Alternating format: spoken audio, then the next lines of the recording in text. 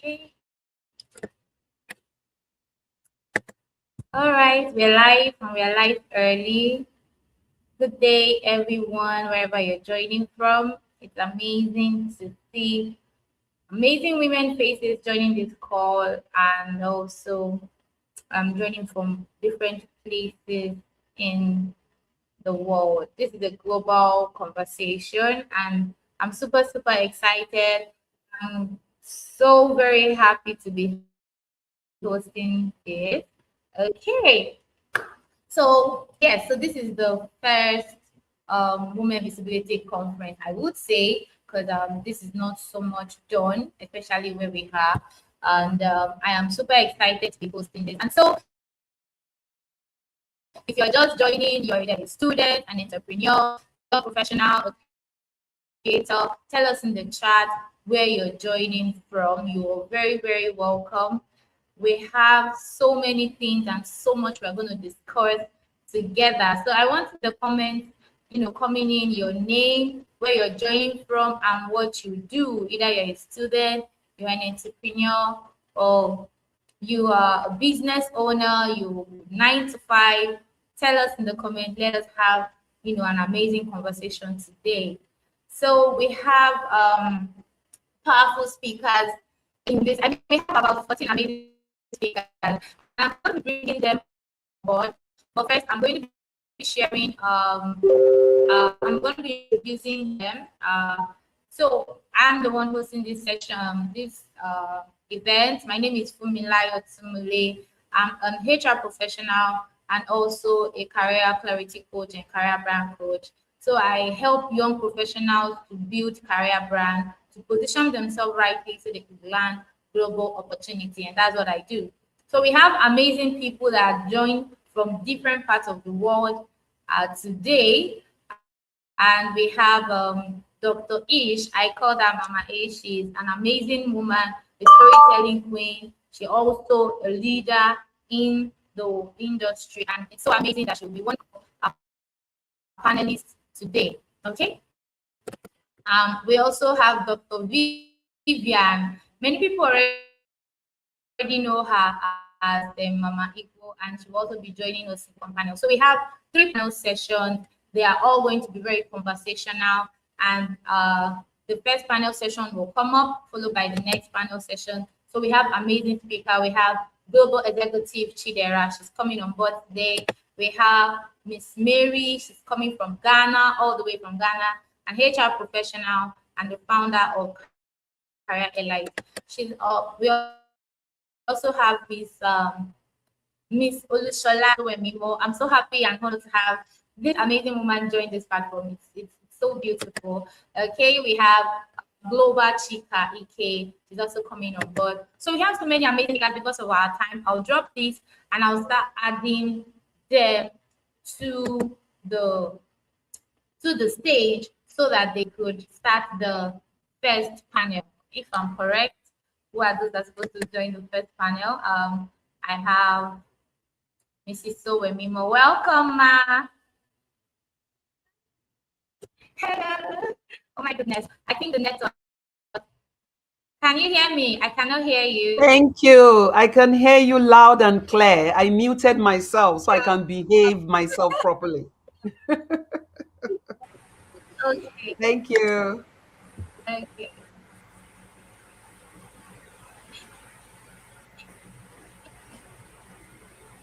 It's amazing to see your beautiful face, Ma. Hi, Hi, Chika. Fumilayo. How you doing? Thank Thank you you for joining having me. from. from Lagos or from Nigeria? From Nigeria. Where are you joining from?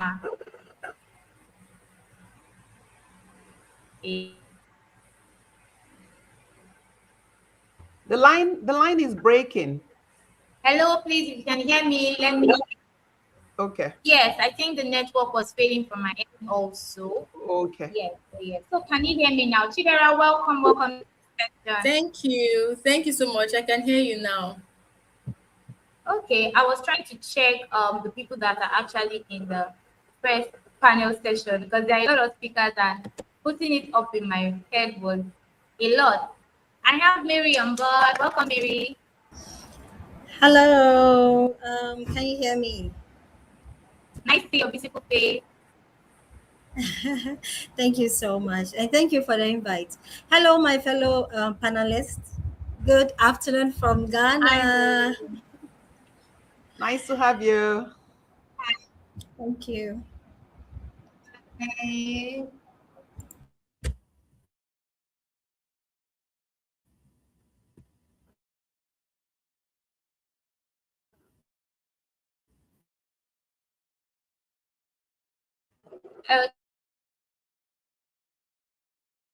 okay.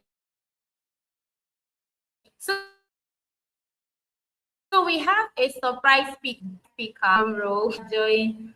I am super excited because she was supposed to be part of the speakers, but she said she was going to be very busy. But she will make sure that she come in. So please, with a round of applause, let's welcome.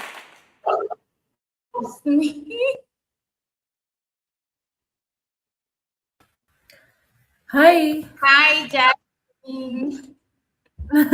How are you Can you doing? hear? Yes, I can hear you, though we're having a bit of network issues on your end, but yes, I can hear you. It's lovely being here. Thank you for having me. Hello. Lovely to have you join us. So we're going to be very fast. We have about 30 to 35 minutes.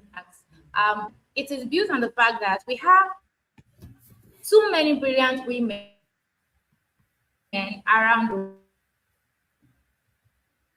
the world,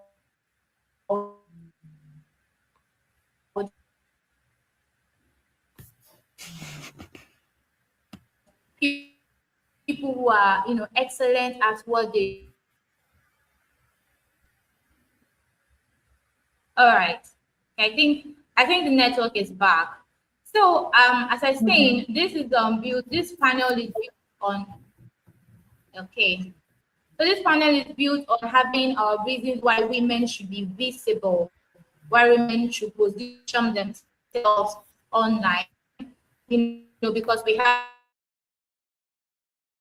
so many intelligent women, but they lack the talent, but because in this our world, they have not always created platforms or encouragement for them to be visible, and this is the reason why we are having this summit today to help women understand that visibility is not pride, it is power, and when women become visible, opportunity increase, doors open. So let's get into the questions. We have some questions for this session. So I'll be asking the first question, and anybody that wants to, I could pick someone within the panel, but anybody that wants to answer the question can decide to answer it. So the first question is: many talented women stay invisible, and why do we think this happens? Because I have had conversations with people, not just women, and then I still cannot fathom the reason why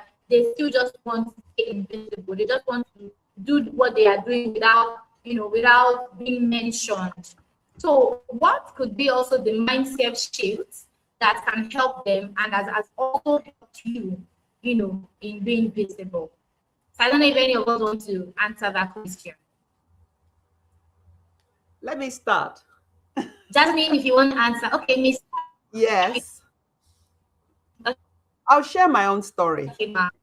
Okay. About Thank you, ma. 13 years ago, when I left my 9 to 5 job, I decided that I was going to start a farm, and it was going to be an organic farm. I had so much opposition from people. And I thought, you know what? If I'm not going to get any help from people around me, let me go to social media. I'm going to be dumping all my problems there. Guess what? People started getting in touch with me, letting me know, what I could do and things like that.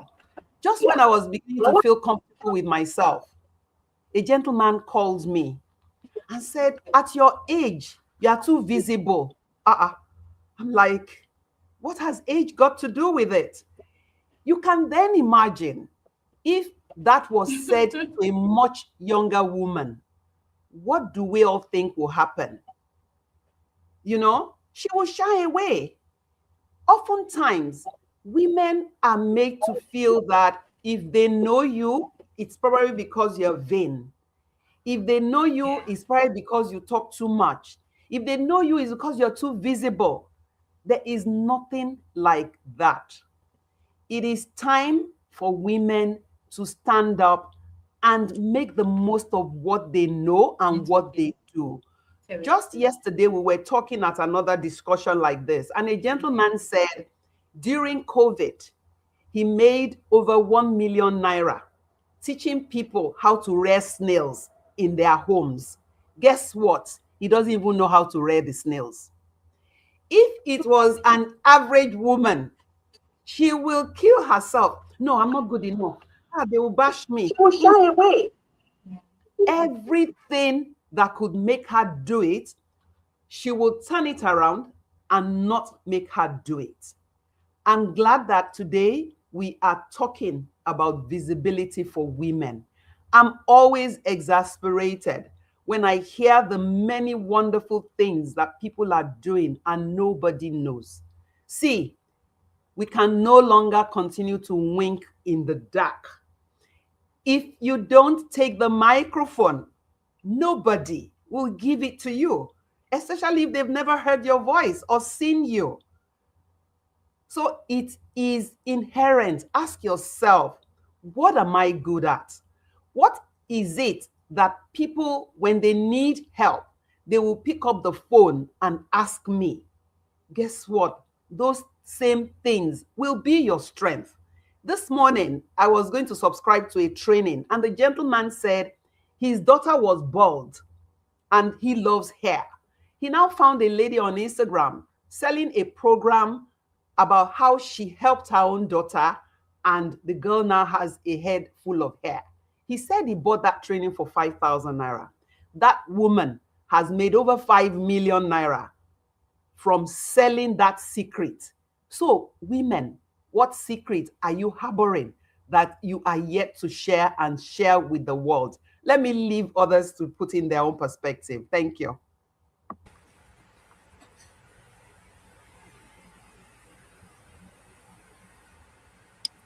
Thank you so much, Ma. Please let's give her a round of applause.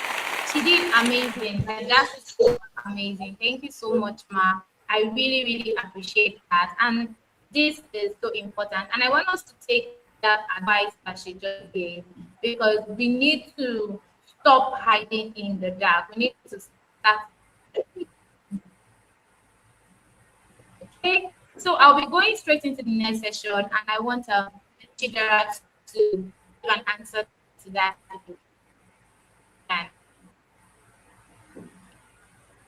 So, how can women stop waiting for permission?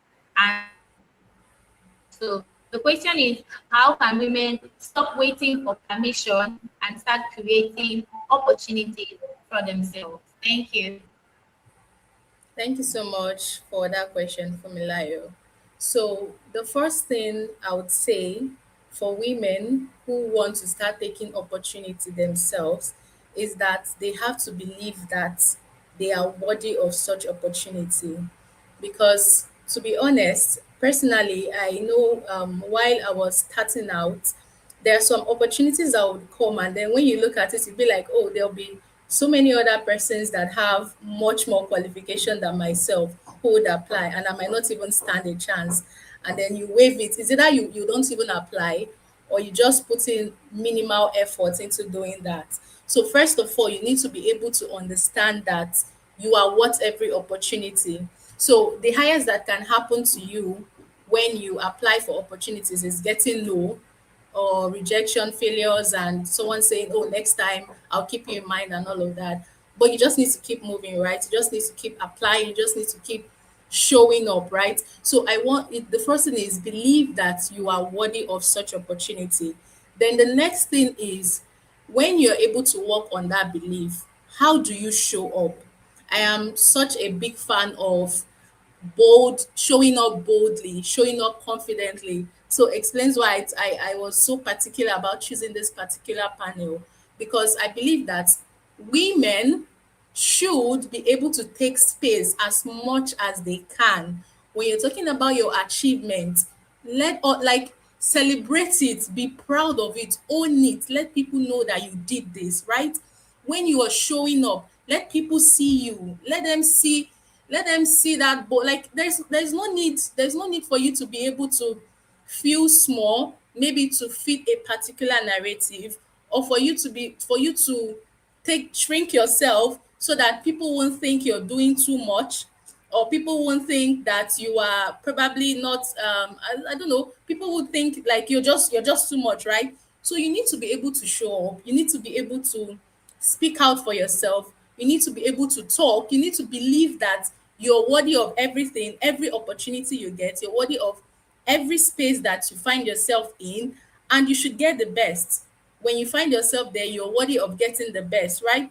So these are the things that I believe that women would be able to would help women be able to take spaces as much as they can. It's just a mindset thing, because once you're able to work on yourself, work on your mindset, see yourself as that person who you want to see, other people will follow suit. And even when they don't, you are still who you are, right?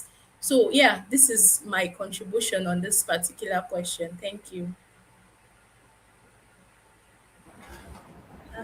Thank you. I think she dropped off. Thank you so much, Thank Chidera. you. Yeah. Um, yeah, I think her network is not helping. So, in order for us not to leave the room, I think I so much agree with Shidera.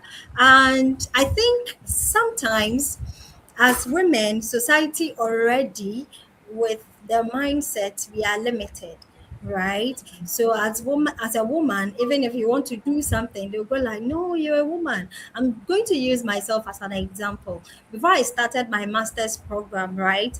I even had family members go like, and even church members, you have a degree, you are working. Why are you going for your masters? You're a woman. At the end of the day, you would have to, yes, you'll be working, but the children and family will take the larger part of your life, right? So, don't portray yourself like a career woman, which would sometimes be a negative, in terms of you trying to meet somebody, a husband. So in the long run, all that they were trying to say is that as a woman, don't really do education, to that. But I also feel like a master's degree, if I'm a man back. Oh. can go for a master's degree, why can't I go for a master's All right. degree? So I yes, I didn't mean, hear it I all of went. it, but I know that you said so much. Okay, so she's back. Oh my Thank you goodness. for that, Mary. Thank you so much. I was really enjoying Chidera, it. please, can you hear me? Let me know. Yes, I can. Mary was actually speaking when you came in.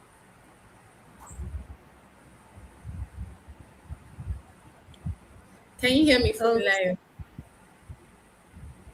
I think her network is still not. Yeah, so I mean, like I was saying, so regardless of what people said, close and far and near, I still went for it. And today I have the master's degree, right? And I believe that if a man can go in for the master's, a woman can also do it.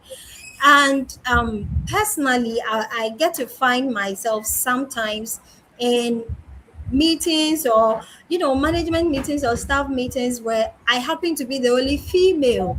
So if I decided not to upgrade myself, how will I find myself in that seat, right? So I mean, I believe that as women, if a man can do it, we can equally do it, right? So regardless of what society have to say and all of that, you can go for it. It has nothing to do with your gender. You can go for it, whether a man or a woman. So I really believe in women, what we are capable of. So that's just to add up to what Thank Chidera you. said. Yeah, I really love that. Thank you so much. That Thank you was so much. amazing. Jasmine, talk to us Yes, about yes. what it means to own your own voice. What does that mean? Well, for me, what I really love about this is we're all speaking from our own places of experience. So, speaking from my own experience, I'll always use this as my compass. That when I started out on LinkedIn, I'm usually on a typical day, I'm an overthinker. I'm a very big overthinker. So, I will overthink myself out of doing things. And I could have easily overthought myself out of joining LinkedIn. But I don't know. I know God played a very, I don't, can you guys still hear me? Yes, loud and Okay, clear. good. Okay, Loud and good. clear. I saw someone on LinkedIn and he was a graphic designer, and I was like, if he can do it, why can't I do it? That was the mentality. So I just got into it without thinking, without giving myself time to think. And once I started, I just tried, you're just trying something new. You have no clue how it's going to go. You just keep going. And for the first few months, it was a lot of guesswork until sometime mid last year. So mid last year, I finally, I remember the post. There was this post. It was a very specific post. I wrote this post and gave my sister to read it. And when she read it, she was like, "This doesn't sound like you." She was like, "This doesn't sound like you in real life." I was like, "Okay, why are you making my life hard? Just say it's good." I post it and forget.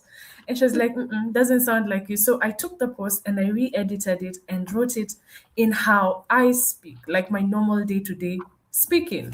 And that post was the first post that actually did so well for me. And I remember from that moment, when you're on a high, like, oh, people related with that, people really enjoyed that. I started trying to replicate that same idea. And before I knew it, I had my own distinct voice in a space that is full of too many voices. Wow. And that's the Wow. thing. And that's the thing. I think, especially when, as women, we're trying to get into, let me say, LinkedIn is usually known as a male dominated space. However, what I'm loving is the switch that's happening in the sense that women are becoming bolder to join Yeah. a platform that can be as intimidating as LinkedIn. We are not on TikTok. There's no TikTok, Yeah. it's not Instagram where women do No, really it's well. not. This is LinkedIn, and people are Yeah. putting themselves out there. Yeah. Women are putting themselves out there. So for me, I'm very proud of the fact that more women are Well getting into done. this. Well done. I think I've even Exactly. attended your program before. Oh, thank Yes, you. I Thank you. I did. appreciate that. So let Yes, me go thank to Chidera before Fumilayo comes in. How can women overcome fear of criticism online? Okay, thank you so much. To overcome fear of criticism, I think the first thing is being able to believe in your own skill, right? So, building online, being an online brand actually makes you open to criticisms, both the ones you know and the Yeah. ones you don't even hear. I mean, somebody can typically look at your post and say, "Why is she smiling this way? I don't like this picture. Why did she write this?" So it's a normal thing when you're building online, right?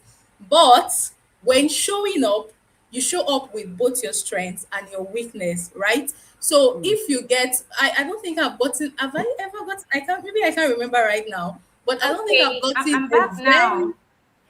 She's trying to answer a question. So let her just, hello? Oh, it's frozen again. yes, Just yes, finish. I can hear Just you. I can hear you. So I'll just okay. continue so Fumilayo can take over. So I don't think I've gotten a very bold, direct criticism. I mean, except maybe feedbacks I get from my peers, but I mean, online criticism and all. I don't think I've gotten that. But I also have that mindset that whether I get it or not, I'm someone who is building.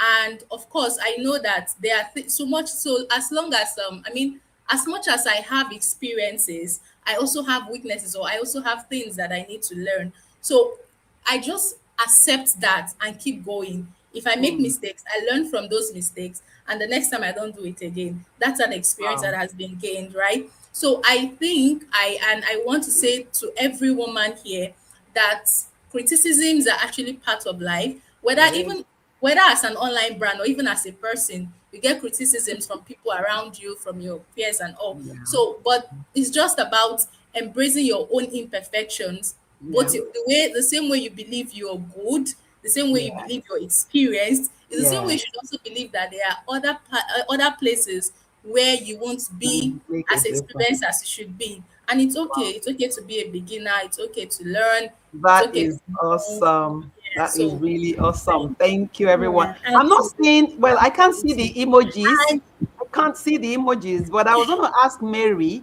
to tell us some small steps that women can take. What are the small steps? okay. Yeah, so I think it will feed into Chidara's one. I'm glad you asked her that. So just like she was saying, right? As long as you're in the faces of people, people would always have a view about whatever you are doing. It can be a place of regardless of wherever they are speaking from. Now, the onus lies on you, the individual, right, to separate the constructive feedback from people that want to see you grow, and also the noise that does not serve your purpose. Now, as a woman, if you're showing up online trying to build something for yourself and you are facing all of these things, the small steps that you can take, just like Chidara was saying, personally, I think it's for you to understand why you started whatever you are doing, the purpose for which you are doing that particular thing, whether it's building a business, whether trying to show your expertise to people. Whatever purpose for which you decided to show up, you must stand by it. Because I mean, at the end of the day, if you stop and or you fail in that angle, people are going to say, like, okay, she said she was going to do it. What happened now? So regardless, people will talk. So the first step, stand by what you believe in, Mm. right?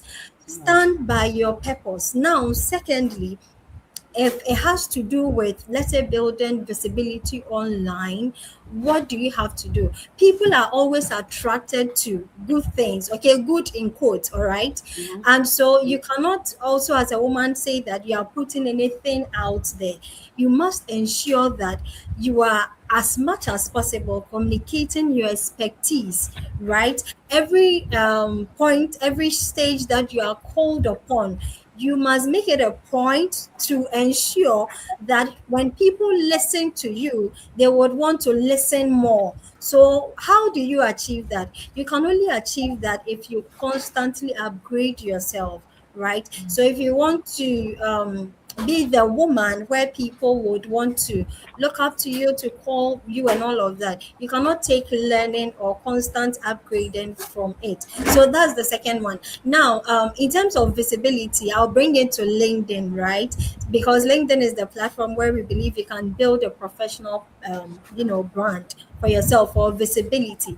Personally, LinkedIn has really helped me in so many ways. To be very honest with you, LinkedIn has brought in opportunities, and just because as a woman I decided to build visibility for myself, now I have quite some few people that, in fact, if not for visibility, I wouldn't have had them in my circle. I wouldn't have had their contacts. I mean, there are people that I have, I can just send a WhatsApp message to get something done, and it is done because of visibility. So, as a woman, those few steps are things that I think it can help you. If you want to build visibility, do not forget why you are doing what you want to do. The second one is constant learning or upgrading yourself. Then, thirdly, like I said, people are always attracted to good things, right? And so, whatever profile or things that you are putting on LinkedIn, make sure it serves your purpose, right? You need to put in good things that would help you grow. Yeah, so those are the three things that I'll share. Thank you very much. The hostess is Thank back. you So so, so much, my amazing women. Thank you for holding up when Nigerian network was taking me up and down. It, is- it has been a war, but I am not giving in. Not after everything I have passed through to make sure this event was a success. So thank you so much. Thank you, Ma. Thank you, Miss Olushala. So, Jasmine, I'll be asking you the next question. And this question is solely, in line of owning your voice. So, what does owning your voice really mean in the professional space? And how can a woman in the midst of, yes, yes, and how can a woman in We, the midst of the noise in the online space be able to own their voice and show up visible? Thank you. I think we've covered it, right? Yes, we have. So We've for covered Milayo, it. Oh, we've really? covered that. Is the Really, community that really. I thought Jasmine would Okay, take. thank you. Yes, because Mary had also answered the one on the LinkedIn. Okay, okay, okay. So, okay, let's just go ahead to maybe Chika and Jasmine would answer on this question. So, many women fear criticism or judgment when they want to show up online, the imposter It's like, syndrome. It has it's also been been I think it's Yeah, answered. we've Yeah, we taken that. worked on that as well. Yes. so we start with the last question Okay, we The answered was community. what small steps can a woman take? That's the last question we answered. No, but she's answered. Yes, Mary answered okay, that. okay. So Yes. I was going to ask Oh, Jasmine okay. Oh, about that's the community because Mary also answered the one on the LinkedIn. okay, okay. Okay, ma. So you said we are gonna ask Jasmine what? I said you can ask her about the community, the question that deals with the community. Okay. Oh my goodness. I did not highlight it again. And Okay, you all said the community is question highlighted has been extremely answered. powerful for visibility or something like that. I think Jasmine, she would chew that. Don't Okay. worry about how it comes. Yes, let her go on. You All don't need right. to see it. okay. Jasmine will All take right. that. I've Let been me in her quickly help out, community. Jasmine. Yes. Okay. What Okay, role does fine. community play in helping women stay Okay. visible and Thank you. consistent? That's the question, right? All right. I get it. I get it now. Thank you. Yeah. Okay, so in terms of community, community is the backbone of anyone who chooses to use LinkedIn as their place to grow visible. And you know what's the best part? Community is 90% women. I will not lie. It is women led. Most So times. Yeah. that is the backbone of it. So if you want to grow and get visible, start forming friendships. And I'm going to call it as friendships. I won't call it networking because it has to go beyond networking. It has to be a genuine desire to see someone else win. So when I say community, I'm not just meaning people surrounding you. I mean you surrounding people, you being the backbone for people. Because as I say, for 11 months, I was the backbone for others. I was helping them, supporting them, different people, holding them high. That's how you grow. And then when it's your turn, trust me, that community you have nurtured, that community you have built, that's when it pays. It doesn't pay immediately, but it pays after diligence. It pays after they see your heart.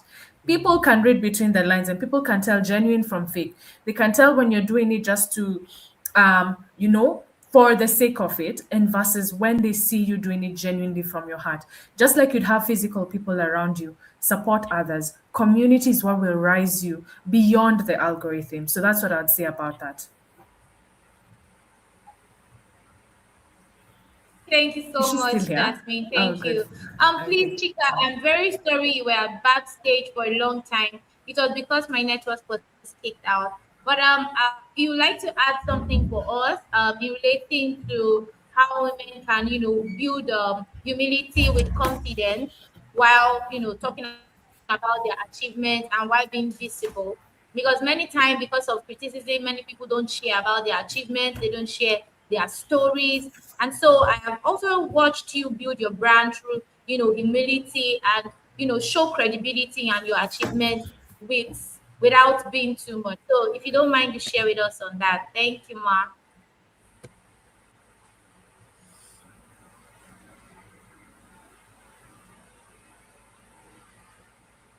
Oh my God. Sorry, sorry, I sorry, think sorry. Please, can you hear me clearly? are you speaking? Because I could not hear you. Yes, I'm speaking. Yes, Okay. I'm We can speaking hear right now. you. Can you hear me clearly? Thank you so Yes. much, Jasmine. Thank you so much, Ma Olushola. Thank you so much. Yes, I actually love your voice. yes. Let me put it out there. I love your voice, Mama Olushola. Chidera, I see you. Mary, I see you. Thank you so much. Okay, building a brand on LinkedIn. I think Jasmine, Mary, and Chidera has said a lot about that. As a woman, I recently went to X and I got to hear things like women privilege. It's a woman privilege to get a job on a freelancing platform that everybody is trying to get a job on. It's a woman privilege to be tagged as someone doing so well in your industry.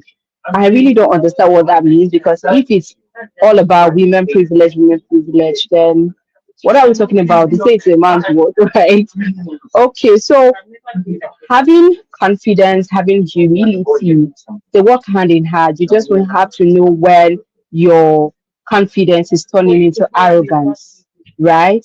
We are all going somewhere to happen. Even if you've gotten to a stage in your life, there's still a better place to go to. There's still a better, there are better things to achieve.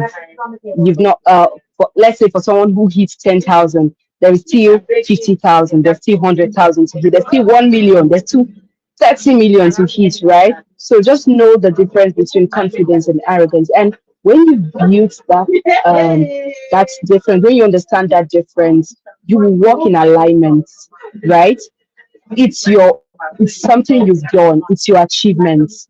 It just takes you to know how to actually talk about it. Because sometimes you want to talk about it in this way and you feel, oh, it's going to offend some people, some persons are going to feel like that. The truth is that even if you say it or you don't say it, people are going to say whatever they need to say. So just know within yourself that this is how I want to talk about what I have achieved because nobody sees the sleepless nights. I only come online to tell you that, oh, I just finished my exams as an MBA graduate. For the 2 years, I was actually grinding, going to school every Saturday, but still showing up from Monday to Sunday. Nobody was seeing that, right? So if anyhow I choose to announce that, it's my business.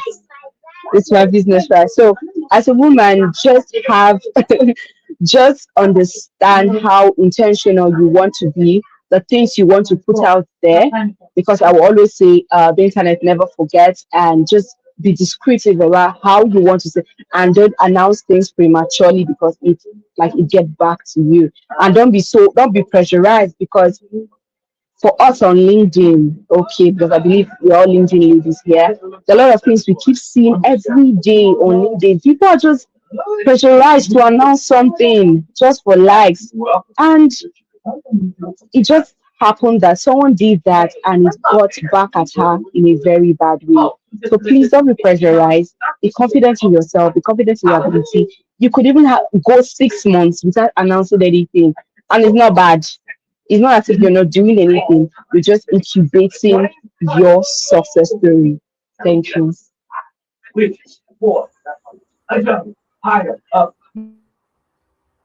Can we hear you, Funlayo? Okay, in the absence of hearing her, let me share the framework that I came here with today. So if you have your pen and paper and you're in the audience, please write this down. And it is shine. Shine with two eyes. So SHIINE. I'll still call it shine. The first one, S, is speak up. Please, no matter how, don't worry about your diction or your pronunciation or whether it makes sense. Just speak up. Because after a while, you're going to Yeah. get yourself together and you will succeed in it. Then H, honor yourself. You are worth it. Don't minimize yourself. Don't compare yourself to others. You have something that is so unique in you that others do not have. I promise you, it's unique to you. That voice is only yours. The first I, please take opportunities.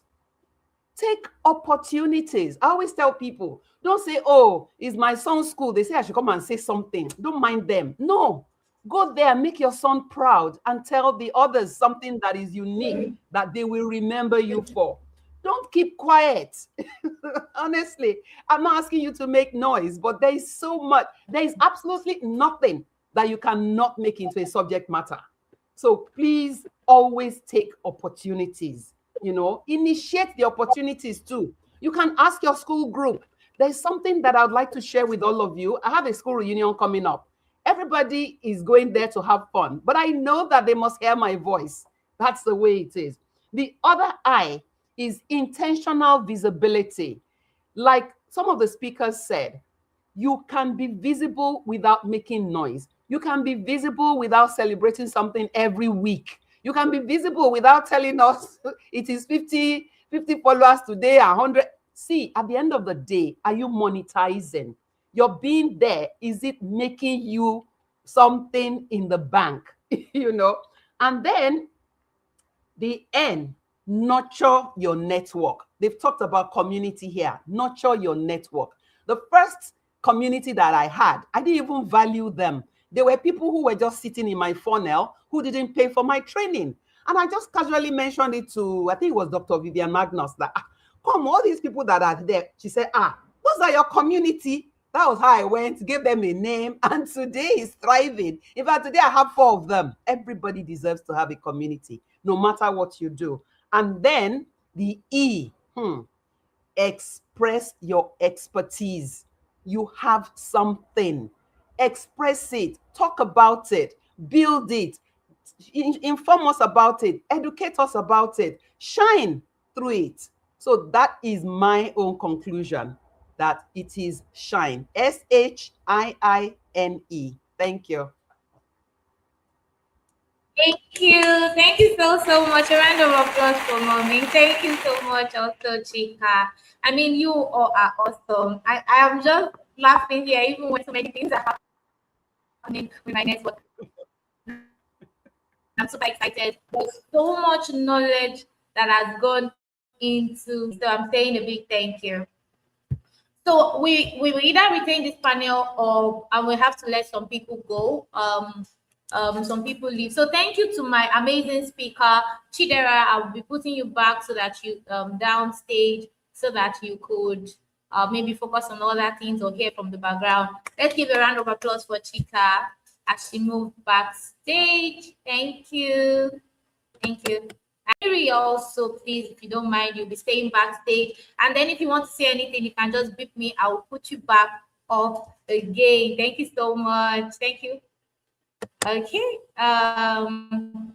Jasmine, I don't know if you're ready to leave now for your class.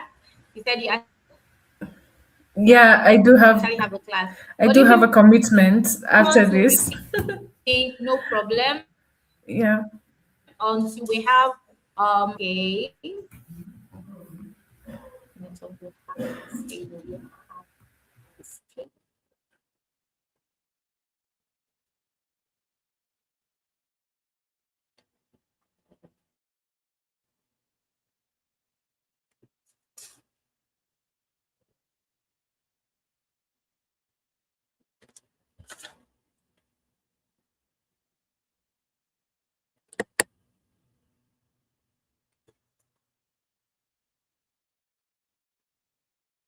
Please, can you hear me? Please let's welcome Dr. Ish.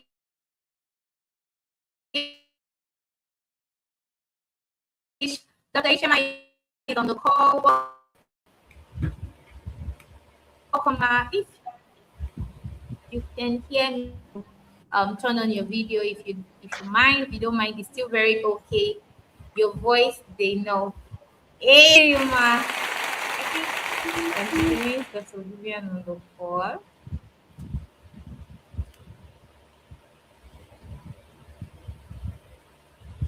Hi, good afternoon. Can you hear me?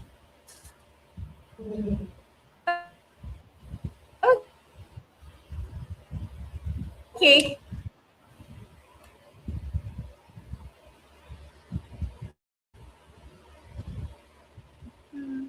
Hi, Chika. Can you hear me?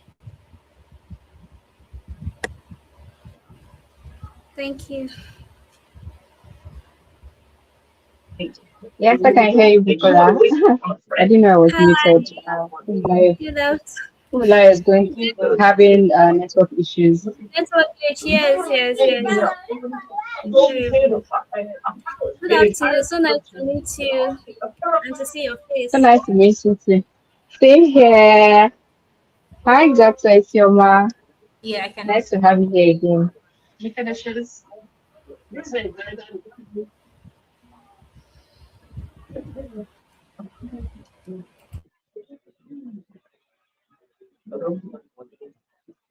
Hope I can be heard.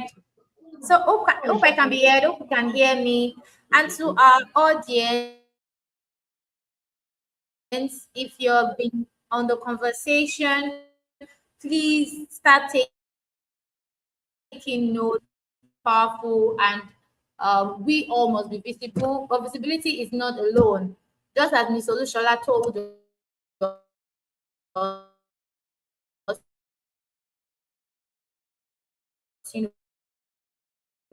we need to build something credible,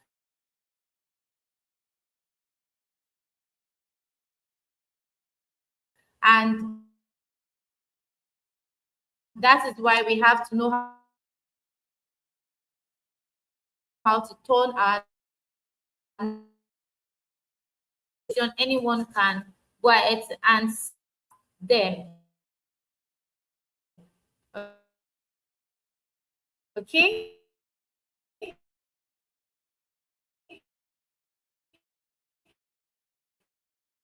So I'll be starting with personal branding, and I really want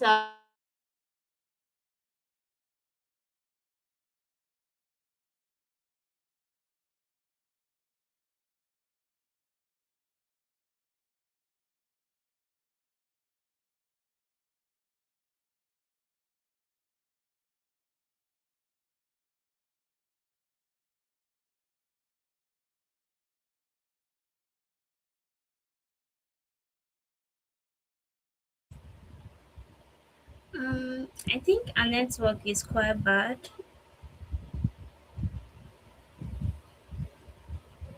Oh, she's back. Hi, Fumi. Can you hear me?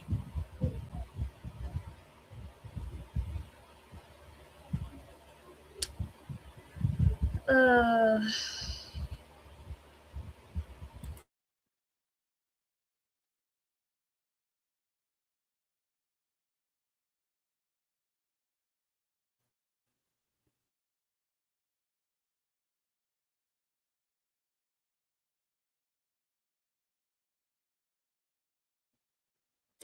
hi.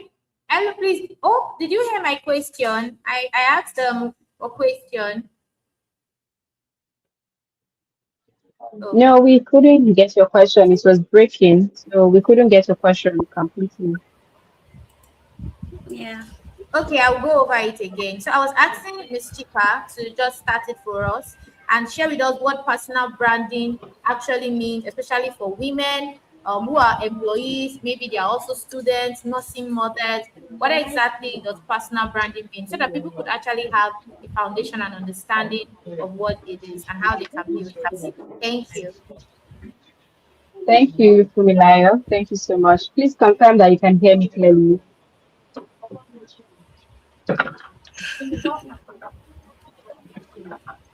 Yes, I think I can hear Butalachi, you. can you yeah. hear me? Yeah, I can hear Okay. you. Okay, thank you so much for that question. Okay, personal branding generally means, in simple terms, what you want to be known for, right? What you want to be known for. It's personal because you have a person, you are a person, sorry, and you have a personality, okay? And that personality can come from what you do as a person, okay? What you do as a person in terms of maybe you're a coach, maybe you're a doctor, maybe you're something. That's it can come from that. That's why people tell you, or personal brand coaches like me will tell you, infuse personality into whatever you're building. Even your business brand, if you notice that sometimes your personality can actually help your business brand grow the way it should grow. Okay, so for persons that are employers, employees, as students, everyone, as far as you have a name, you are a personal brand. That's why whenever you're trying to do maybe do a verification, they say persona, okay, personal brand. You as a person, so how you speak, how you interact, how you write, how you show up, how you don't show up, how you how you network, all those things make up the personal brand. Personal branding is not just, oh, I put on blue, it's part of it. But how you show up at events, how you speak, how you make people feel with the content you write, it's part of the personal brand that we're talking about. So, for example, as a student, your personal brand could be how you relate with your fellow colleagues. I'll use myself as an example because I've been a student for, I just completed my MBA. So, there is something everyone can pick from me as a person. They don't know what I do. Like, let's remove what I do from the equation. But my presence when I enter the class, at a point in time, they're calling me face of MBA, like face of the class, because there are some things, decisions I make, there's some things I say, and they're like, okay, okay. Those things make up your personal brand. When you see people that in school that are into leadership position, they are actually building their personal brands as a person, because when you step out, when you move out, there is something you leave people with that they can remember you for.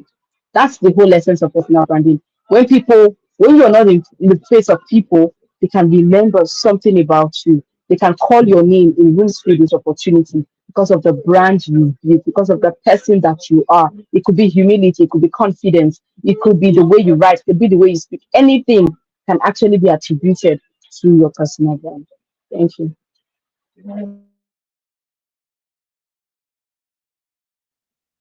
Yeah, thank you. Thank you so, so much for that. Thank you. And that is exactly what it is. So it means that every single thing that you are doing also as a woman attributes to your personal brand, not just only what you where you are working. So because the mistake is that, oh, if you ask somebody what do you do or who are you, they kind of say, oh, I'm a mother of two, or they attribute it to say, oh, I am working at so so so and so so so. But your personal brand is you, and you must identify it with who you are, the things that you can do, the abilities that you have, the skills that you have, and all of it together, how you carry out yourself is also your personal brand. So thank you, Miss Chika, for giving us that answer. So Bukola, I'll be asking you next. Hi Bukola. I think I've not been able to say hi to you all throughout. Hi. Hi. Okay. So Hi, I'll be good asking you afternoon. quickly.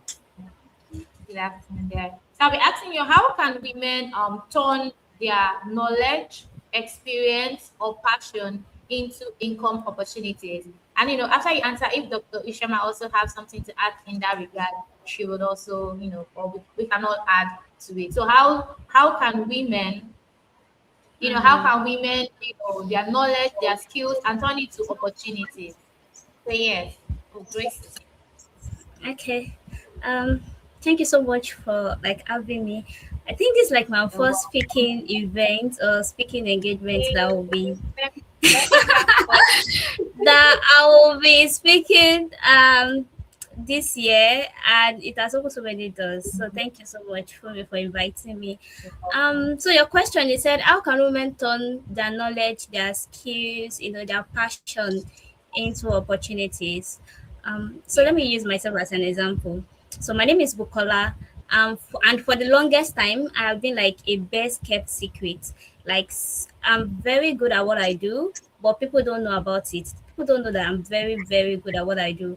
I was like the back engine for so many industries, for so many brands, for so many big companies.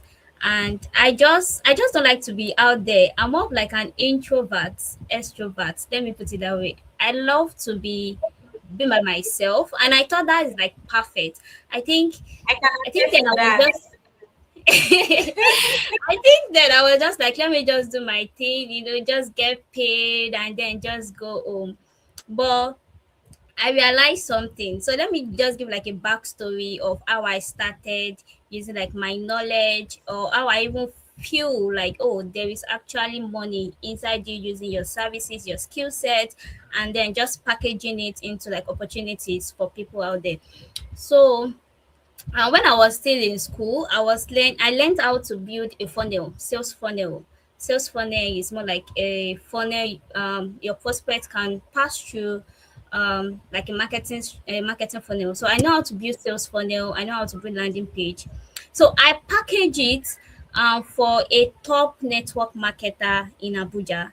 And the guy, I won't say the guy is a man, and the man paid me like 1 million naira, and then I was like 20 years, and he used the sales funnel. So I created this like an automated webinar whereby the video is already pre-recorded and everything, but you coming to the webinar, you will think, oh, this person is speaking to me live and direct. So I did all the automation and everything, and then he won art on it, one lead on it, and then he used it to become a global ambassador. So when people, his friends, started saying, "Oh, leader, ambassador, something. What did you use? How did you become a global ambassador?" So it was like, "Oh, don't worry, I will introduce it to someone." So I did the same thing that I did for him. I did it for four other leaders, and that was how I make like my first like big money. That I even have to like use it for like to get my first landed property.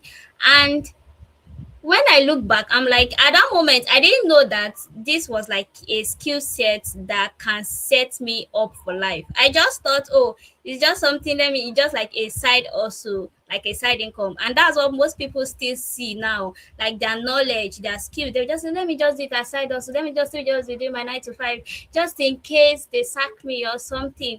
And I feel like most women are kind of limited to how much they can grow, how much they can bloom like a flower. I think women are like a flower that when you grow them, like you water them, they blow so beautifully, and people around them like bees will be attracted. So back to my story. So after I did that, despite the fact that I have this skill set, I didn't take it like a full blown thing, or like something that I would say like an income opportunity. I just see like a one off thing that, oh, I've blown now. Let me just. So I started going back to my 9 to 5, to the extent that my 9 to 5 was paying me peanuts, but still this Bukola will go from 8 o'clock. I come back by 5 o'clock and still doing a side hustle thing. And I feel like at a point for so many years, let me say for so many years, I just wanted that. I just wanted it because I was wired that way because of my parents. My parents always wanted, as always tell me, or they always tell me that, oh, Bukola, just do your thing quietly. Let me use this Yoruba in case you are Yoruba or you understand Yoruba. Mikey, aye fejumwe, just do your thing quietly. Don't let people know that you know this thing. Don't teach people your knowledge. Don't teach people like your experience. Don't let people know about your experience and everything. And I feel like when you are wired that way, it's very, very difficult for you to be rewired. It's very difficult for your mindset to shift unless you have like the intentionality for that mindset shift. So women can, like, you can package your knowledge, let's say like your services. For me, I'm a digital marketer. I service so many brands. I offer my services as a strategist, as a performance marketer. I can help you to one ad and like that route. So that's you selling your services. So when you sell your services, you can be, maybe you are good at writing, you can be a ghostwriter. Maybe you are someone that loves stories, you can be a ghostwriter for brands. If you're somebody that loves videos, pictures, you just wanted to be taking pictures, video, you can be a content creator. So that is you packaging and turning that your services, your passion into an opportunity for you. Another thing you can do like you can go through the route of your knowledge. You can sell your knowledge. We have so many people that are doing courses now. There are so many people that are doing creating like digital products that are selling their knowledge. You can also sell your lived experiences. So when I mean lived experiences, in the sense that you can be very, very good at something. Maybe you are a, let's say, a 10 years accountant. You have all this degree and everything is just stuck at home in your library, and somebody that is an upcoming marketer, you can actually sell that your knowledge to the person. By is either by you mentoring the person, is either by you creating like a course for the person to go through, so in so many ways. And another thing you can also do is that is through content, in which most of us will quite do on LinkedIn. You can sell your content. You can build an audience and then monetize it. So let me just stop here. Why Dr. Isioma continue so that I will not be rude. Thank you. Thank you, Bukola. Thank you Thank so much. That's amazing. Dr. E, she has something to add to that so that I could ask you the next question. Okay.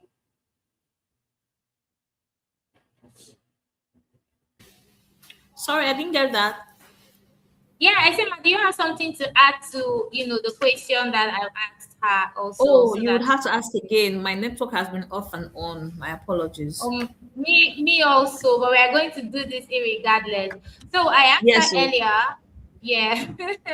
So I asked her earlier that how can women turn their knowledge, experience, passion into income opportunities for themselves? So that's what I asked her. Then to add to it, so you just do two in one.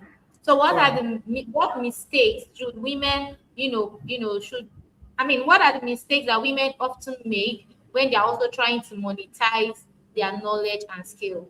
So first is how they can turn their knowledge and skill to income opportunities, and what are also the mistakes that they make when they are trying to monetize their knowledge and Yes. skill. Thank you, ma'am. All right. Thank you very much. And thank you, everyone. Bokola, I enjoyed your session, even if the network was trying to mess my enemy up, but at least I was able to get a bit or two. So, first of all, happy International Day to us. We women, we do so much. We do a lot. But thank God that we still managed to have our wigs in place without losing our steez. So, to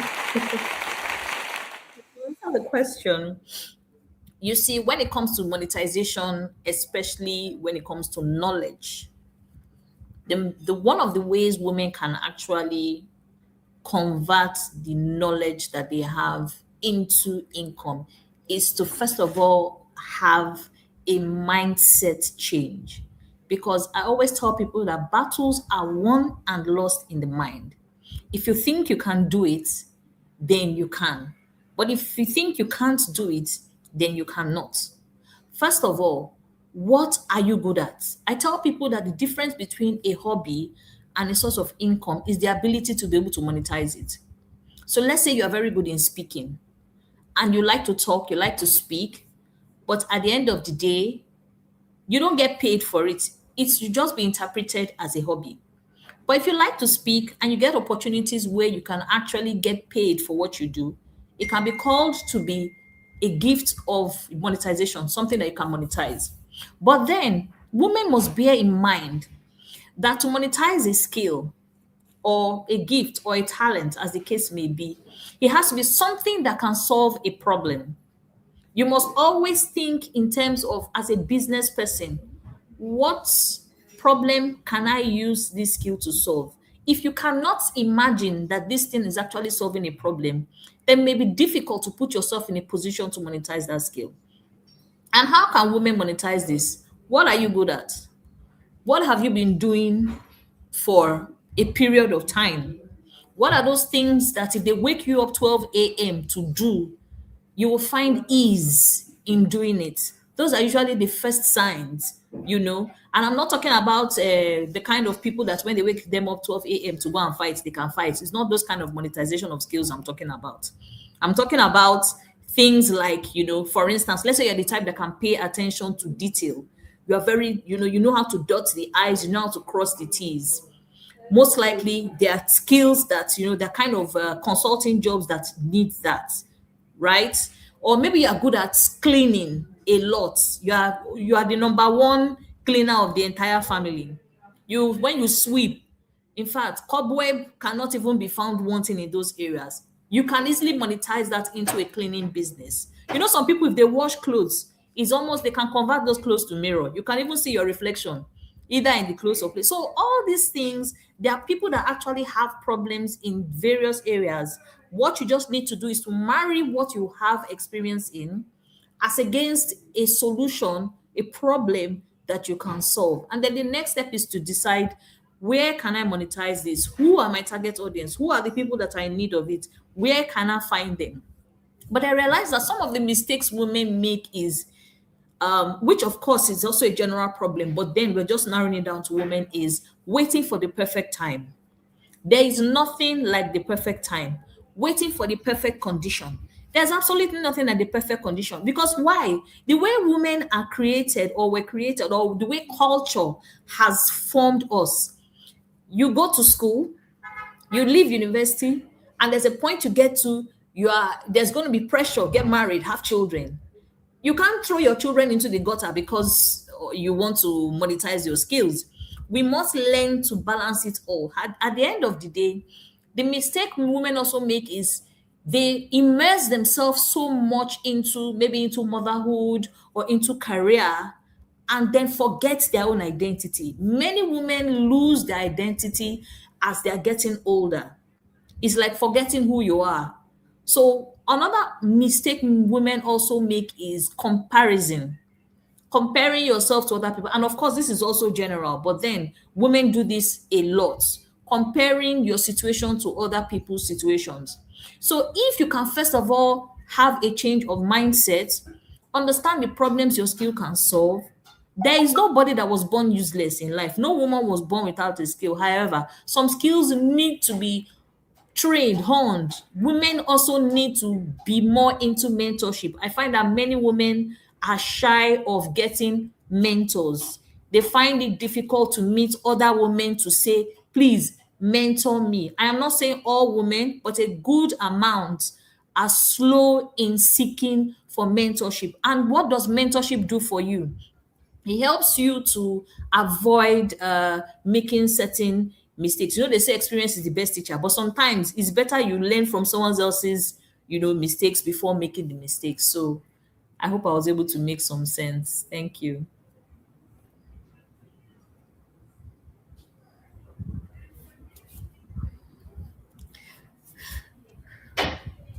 I think our Thank you, host. Ma. I don't All right, good, Okay. good. I I'm just wanted to be here. I'm sure. here. Thank you so much, Ma. Okay, All thank right. you. So Dr. Vivian just joined the call. I don't know if she's still in Ah, here. Mother Ego. I think the network. Mother Ego. She stepped She out just a joined the bit. call. Maybe network kick that out. But while we are waiting for her, because let it be fast, I hope you have been jotting down. Even I myself, I jotted down again. And this is true. One major thing that women are not taking is mentorship. I, for one, I take mentorship very seriously. I go to people and say, oh, on this particular area, please mentor me, please guide me. And I knew mentorship is Mhm. not that, oh, the person has to be there 24/7. On that particular area that you actually need help, you go again and again and say, oh, this is what I have done so far. What do you think? How can I position myself properly? And I have done that for many people and I have seen the results.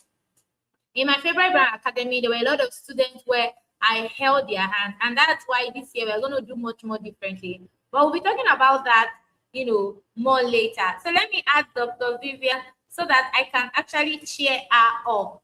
Our mother eagle on the call. Please let's give her a round of applause. Dr. Vivian, welcome to the call, ma.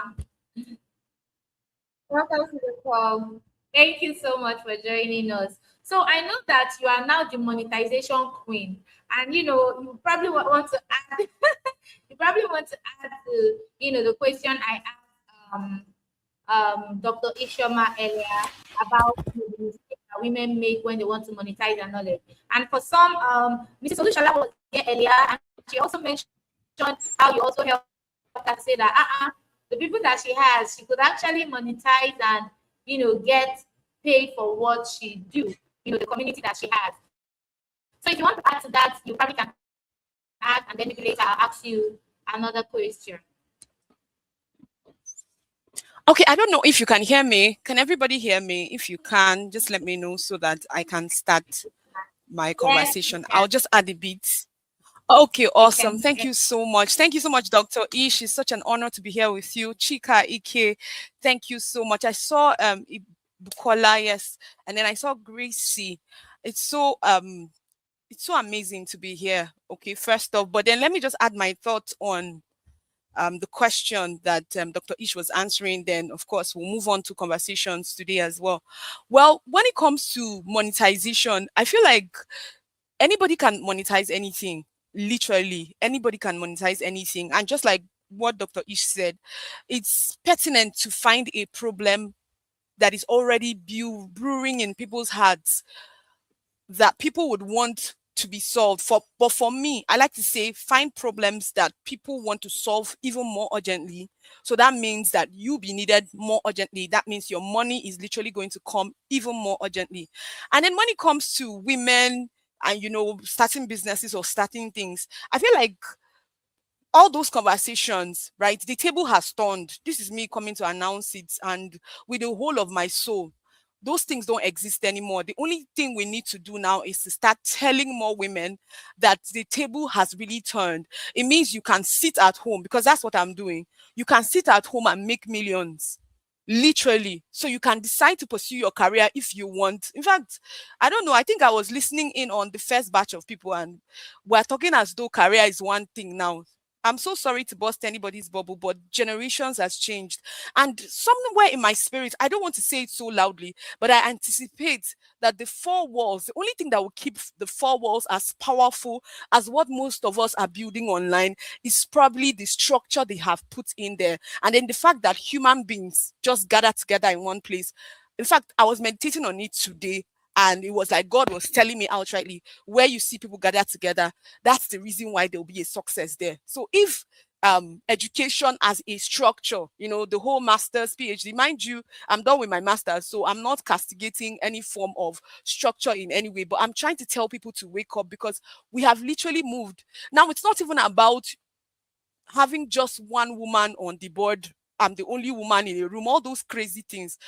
I don't know. I'm already, maybe because I was listening in, I was almost pissed off, but I'm just here to announce, guys, the table has turned. It means you can literally start business with anything. The only thing is, okay, if you want money now, you have to do what people want to get solved now. So it means I can sit at home and literally sing to my kids, and I will become a Rachel. I know a lot of us who have children here know Auntie Rachel very well on the internet. That was a picture of somebody who sat at home with her friends and got monetized. And Rachel, we are talking about the billions, the $1 billion for a lady who sat at home and is singing nursery rhymes. So right now, it's not really about if you are going to make money. The question is, what do you want to do and how long do you want to do it? And then if you do it for long, are you ready to wait to see that everything you've added into or contributed will literally become an institution? As far as I'm concerned, I think the last time I watched Rachel, I don't know, I know a lot of controversies came around her, but I've seen her on many newsrooms. She goes from one traditional media to the other. They are celebrating her. She's one of the Forbes 500 women or something. And this is somebody who sat at home singing crazily to the camera with no demure.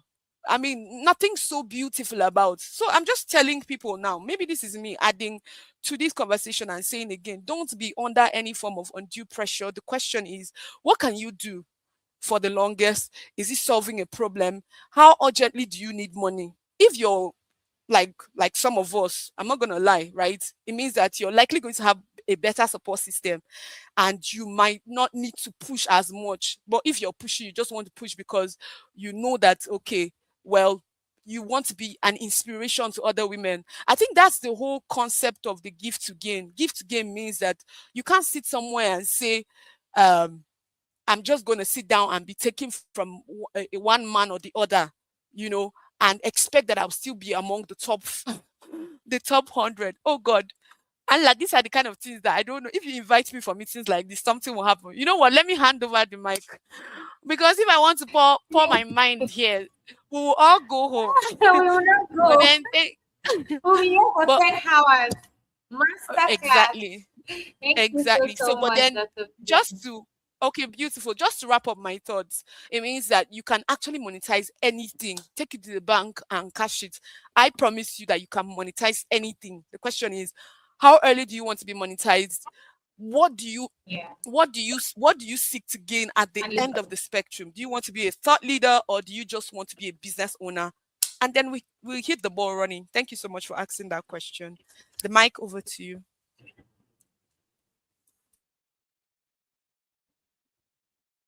thank you so, so much. Thank you, Dr. Vivian. Okay, so we are moving more faster because of the time. So if you are taking notes, there a lot has been said. This is not just said for us to just hear. We can actually start taking steps now, and that's why this summit is this way, so we could learn and also implement it the same way. I'll be sharing with us how it's possible for us to implement all of these things that we have heard by being mentored. Okay, so I'll ask Grace the next question. Grace, maybe you are where you want to on your video, it's okay. And then Grace is a LinkedIn trainer.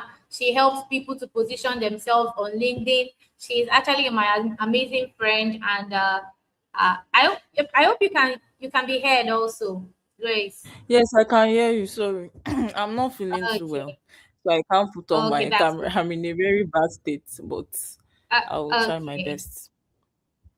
okay, that's okay. Thank you for So the question inviting me. is,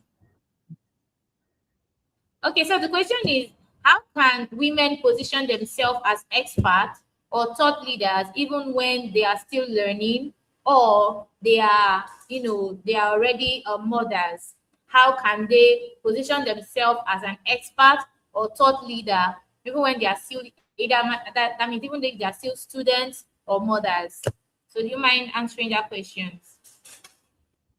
Okay, so thank you very much for that question because when I started out, I was still a student at OAU, a 300 level student to be precise. And I don't want to say it was a really difficult era, but it was crazy because I was a student studying and trying to build a career for myself. And I think I'm just that passionate person because there were several times I was supposed to give up, but I just had to push myself to keep making things happen because there was no way for me to lose. There was no way for me to fail. I can't fail. I know my journey might take years for me to like eventually be who I want to be, but I didn't just want to relent. So I'm not the best person to talk about how to build a career while still being a student because it affected me, right? I didn't have the great grades. I graduated with 2.2. But I think why that happened was because I had should I say I didn't have time management. Yes, I was not interested in my course of study anymore. I studied sociology and anthropology. So when you're tired of studying a course, there was no passion about me taking that course anymore. So I just wanted to put in my all into digital marketing as at that time because I started with digital marketing. And I didn't say because I was a beginner, I won't post. I would regularly at least post once in a while about my journey, results I generated for clients, every single thing. I would read articles on HubSpot. I wasn't just laying down. I was always doing research. I was a research person. I would go to Google, read articles on HubSpot, go to YouTube, watch YouTube channels from different prominent people that are already doing so well, just to equip my mind with mindset. And I would also go to YouTube and read about skills that can pay me well, pay me a lot of money so I can learn them. So when I was starting out back then, before digital marketing, I saw that Google AdSense was one of the most, at that time, I think that was 2021, that the skill pays well. So me, I was like, I will learn this Google AdSense because there is money in it. So that's why I went to start my journey in Google AdSense. I did not understand shit. In fact, I did not like it. I'm like, what is this? Then I remember the person mentioned digital marketing afterwards. Then immediately I took their Google course. I took up sports course. And then afterwards, I came back to LinkedIn because I disappeared from LinkedIn for a while. I came back to LinkedIn and I got 2 internships. Now, I got my first internship by DMing someone that I saw as a mentor back then. And I told him that I wanted him to mentor me. And what he said is that, okay, if you want me to mentor you, you have to work for my company. So I already learned graphic design before then. So I was the graphic designer for his blog. And then afterwards, I applied for another internship via the job tab section, and I got my second internship.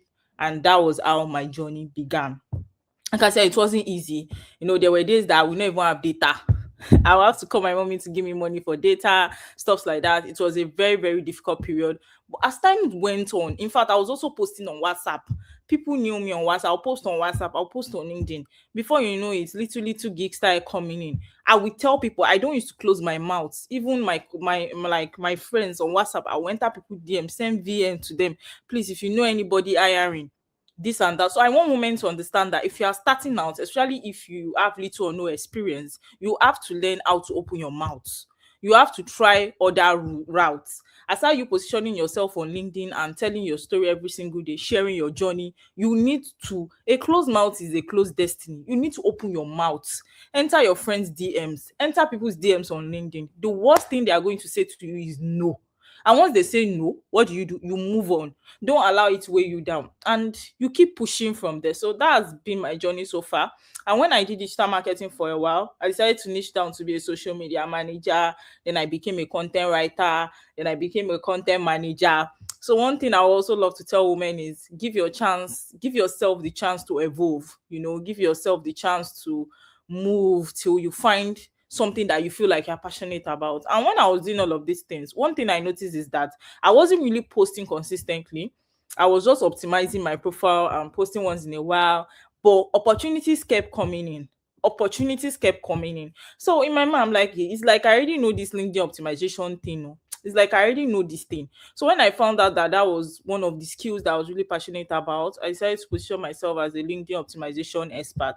And then after I optimize profiles for people, people will give me great reviews and they will also say, oh, they love my confidence, they love the way I talk about LinkedIn. And then I prayed. Yeah, I need to say that prayer is a very key thing. I'm not the kind of person that will tell you that you can do it alone. Please, prayer is key because, like I said, I don't even think I can't say I'm a top creator like that, but I can say I'm a mid-level. But prayer has gotten me this far. Before I became a LinkedIn trainer, I had to pray to God for the next step. What should I do? What should I focus on? And God communicated with me that I should be a LinkedIn. Since you already know this thing, why not go all in into it? And since I've started, it's been so amazing. I didn't even think that I would have trained people about LinkedIn this well. Like, because I didn't expect myself to, I don't want to say I would do, but I didn't expect myself to excel within such a short period of time. So I will also say prayer is very key. And also you need to be very shameless. You don't need to have shame. People that got to where they are today, they were very shameless starting out. In fact, some of them are still very shameless. So that's one thing I would say. So I would say be audacious, be bold, don't close your mouth. I always tell my trainees, when especially for some of them that don't have experience, I'll tell them if you see anybody doing well in the niche you are, enter their DM and tell them that you would love to intern with them or even work for free just to build yourself and get that portfolio before you enter the job market strictly. Because when you learn from people, you'll be able to like build yourself, wrapping it up with the knowledge you already know. You'll be able to see that you start flying gradually. And I will also say is a very crucial thing for you to have a mentor guiding you. When I graduated from the university 2024, immediately I searched for mentors on ADP list. There's something we call ADP list. Just go to ADP list and look for mentors that you feel like they can mentor you. And I jumped on a call with one woman, who is now my mentor now. And see, I'm not even going to lie, for me to get to where I am today, because I was so scared. Because why I was scared was because people are celebrating followers every day. People are celebrating clients every day. How can me now say I want to be the number one LinkedIn trainer? Like, I was so scared with how many followers. As at that time, I've not even started calling myself number one LinkedIn trainer. I was still calling myself a profile optimization expert, but I had just about 2,000 followers or so. So I was really scared that, hey, these people that I'm seeing in my niche, I've studied them. And that time, Precious Uber was already doing so great. I've seen so many people like that were already doing so great. So I was really scared. I was like, God, I don't think I can do this thing. No. These people that like that in my industry, they have lots of followers. But she kind of told me a lot of things that I should just start. What's the worst that can happen? So back then she helped me, and from there I got clarity, and that's why I'm able to be where I am today. So one thing I would just say is you need to be bold, you need to be audacious, you need to open your mouth, tell people about what you do, whether physically or online. Tell people you don't know where your next opportunity can come from. And also make sure that you have a mentor that can guide you in your career journey, because that is absolutely key. So I think I've answered your question now. Yes, you have. You did beautifully. Thank you so much, Grace. I mean, thank you for sharing your journey, your experience with us. It's amazing. So me also, I was never bold, but within the house, I'm always having a sharp mouth. So it took a lot of things to be able to be out there. And so when you say be bold, be audacious, and shamelessly put yourself out there, shamelessly what market yourself. So I don't know if Miss Chika or Dr. Vivian want to add one or two things to that question before we move on to the last question. The last question will be about balancing work and family, and we'll call this panel to the end. Thank you. So Miss Chika, Dr. Vivian, do you want to add anything? Dr. Ish?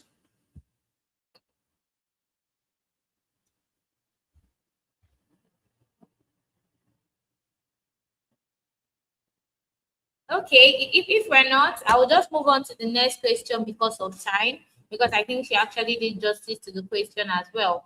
So for women who are balancing work, family responsibilities, how can they still grow their brand consistently? Now, for one, I know Dr. Vivian and then Dr. Ish are people who are like family people, and I know that it's not easy. Many times I see them, few times just talk about how they have Dr. Vivian say how she has twins and toddlers. I used to get scared, like God, I beg. If I get to this situation, I want to have the strength of these women. So I want you to share with us how many women in this situation can balance their work, family responsibilities, and still build a career brand online. Thank you, Ma. So the question is to Dr. Vivian and Dr. Ish, and if Chika can also add anything to it. Thank you. Okay, beautiful. Can anyone hear me? I actually wanted to add my thoughts even earlier, but my mic, Okay. I don't know, it was taking a while to Okay. release. But if you can hear me, just You're say you can audible, hear doc. me so You're that I audible, go on. doctor. You can hear Okay, you. awesome. Okay, thank you very much. Okay, when it comes to family life and career, if I'm going to be very sincere to everyone here, there's literally no balance. There won't be balance. There will never be balance. It will never be balanced out. So it's more like you getting comfortable to embrace your phase. But I think there is something like I started talking earlier. Like our generation is blessed. You can't compare this generation with our mothers. Our moms went through a lot. For me, I was very lucky to have grown up in a family where a mother literally worked hard. So for me, that's where the energy, most of the energy I had came from. Like there are women kings in my lineage, and not even just my mom. Women were just generally comfortable taking the stage. Like we're not scared. So anything. So I think I was hearing what Gracie was saying earlier. As our 2K followers on LinkedIn, I was already everywhere. So I could not relate, being even if I was 1K, I cannot relate being scared. And mind you, like literally my first almost 1,000 followers, I didn't know anything about how they came. I just opened the account and took off. When I decided I was going to build, right? When I decided I was going to build, everybody had to wake up and respond, because I know that most often time I am the value. I'm saying this now so that everybody who is here, who is still thinking that 600 followers is the reason why they are not skilled, you are wrong. And I preach it every day on my posts, every single day. You don't need 1,000 followers to stand out in what God has called you to do. All you have is a mandate, and you must answer. Your presentation shows how serious you are. For me, I'm always very big on skills. So once you hold the juggler of one skill, then you can stand on any stage and talk to anyone at all. So I've just been able to add to that amazing thought that Gracie gave, just in case there's anybody here who is still feeling some form of inadequacy. You don't need people to validate you before you actually get skilled. You just need to help somebody. And it starts with a skill, so start the help. So over to my family life. I told you guys, it will never be balanced, unfortunately. The only thing is that we are one of the luckiest generations. So I want to talk to people who are probably teenagers and in their early 20s, mid 20s. Please don't be even pressured. Right now, you can decide to work from home. That's what's happening to me. And I've not lost 1 ounce of opportunities. I just decided to become agile. So everybody knows me. I am primarily a medical doctor, but I evolved. It's called career agility. That's one thing every woman must hold very closely to themselves. You must know and learn how and when to pivot when a particular career is becoming too tedious enough for you to be present for your children. You don't have to insist. You don't have to insist. So for us, in medicine, there's really career liability. So what did I do? I moved into tech excellently well. I sat in it. Even when I was going viral at those my 1K plus followers, nothing. I never felt bad for one day. I even always told myself I deserve more. Even till today, I deserve more. Like there's nothing that I can add to myself. Okay, I think my light has gone off. There's nothing I would be able to add to myself that will make me less or make me, I don't know how to explain this thing now, that will make me feel like there's something I have to do to be better. No, I am just better. I just want to decide where I want to sit in and help someone. And that's how my mindset has been. So every time I show up on a scene, even if I'm the first person or the last person, I don't care. I just want to help out. And that's what I think everybody should have in mind. Then if you're a mother, be career agile. That's the summary of everything I'm saying. So it means don't insist. Just like what Gracie said, don't insist that, oh, it's HubSpot, you want to do this one. Be career liberal. Anything you know to do very well, all you have to do is increase your knowledge, like she said, add a mentor to it, make sure that you're fine-tuning your ideations and get more roles. Like just help yourself and move. It's not that hard. In fact, let me close with this. Life is not even half as hard as what people make it to be. The only decision you can make for yourself is honoring yourself by at least helping one more person. Give to gain. Thank you so much. I think I'll be handing over the mic right now. I hope I was clear enough. I know my light tripped off for a while, but it's back. Yes, you were. Yes, you were. Thank you so much. So, Dr. Ish, if you remember the question again, how can women balance, their work, family, and also build their Yeah, brand online consistently? yeah. Okay. Yes, thank you very much. I hope I'm also audible as well. The network has been one kind, but I'll just speak to it. My apologies, my camera is off. Yeah. I'm on transit. So just as my wonderful friend and sister, Dr. Vivian said, to be honest, there's no balance. So there is really no balance. But from experience, for us women, I think one of the major things is to understand your priorities. What are your priorities? Understand that anything you decide to take as your priority, you are ultimately sacrificing something else for it. If you decide it is your side hustle that is your priority at the time, be ready to embrace the sacrifice and the consequences of that sacrifice.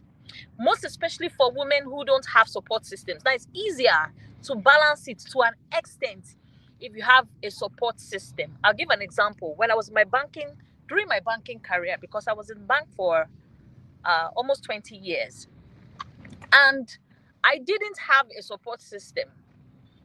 My marital situation then did not allow me to even have a nanny. So I found myself having to, wake up first and sleep last. Now it's still the case anyway, but the children are older now, so they're seriously independent. I don't get to do as much. But I remember during their toddler years, which is usually the most challenging for women, the teething stage, the going to the hospital every day stage, just the beginning of life for the children. You find that you tend to sacrifice a lot. Now, I had to practically just be operating like a robot for, I would say, for the first 10 years because I needed to focus on the kids.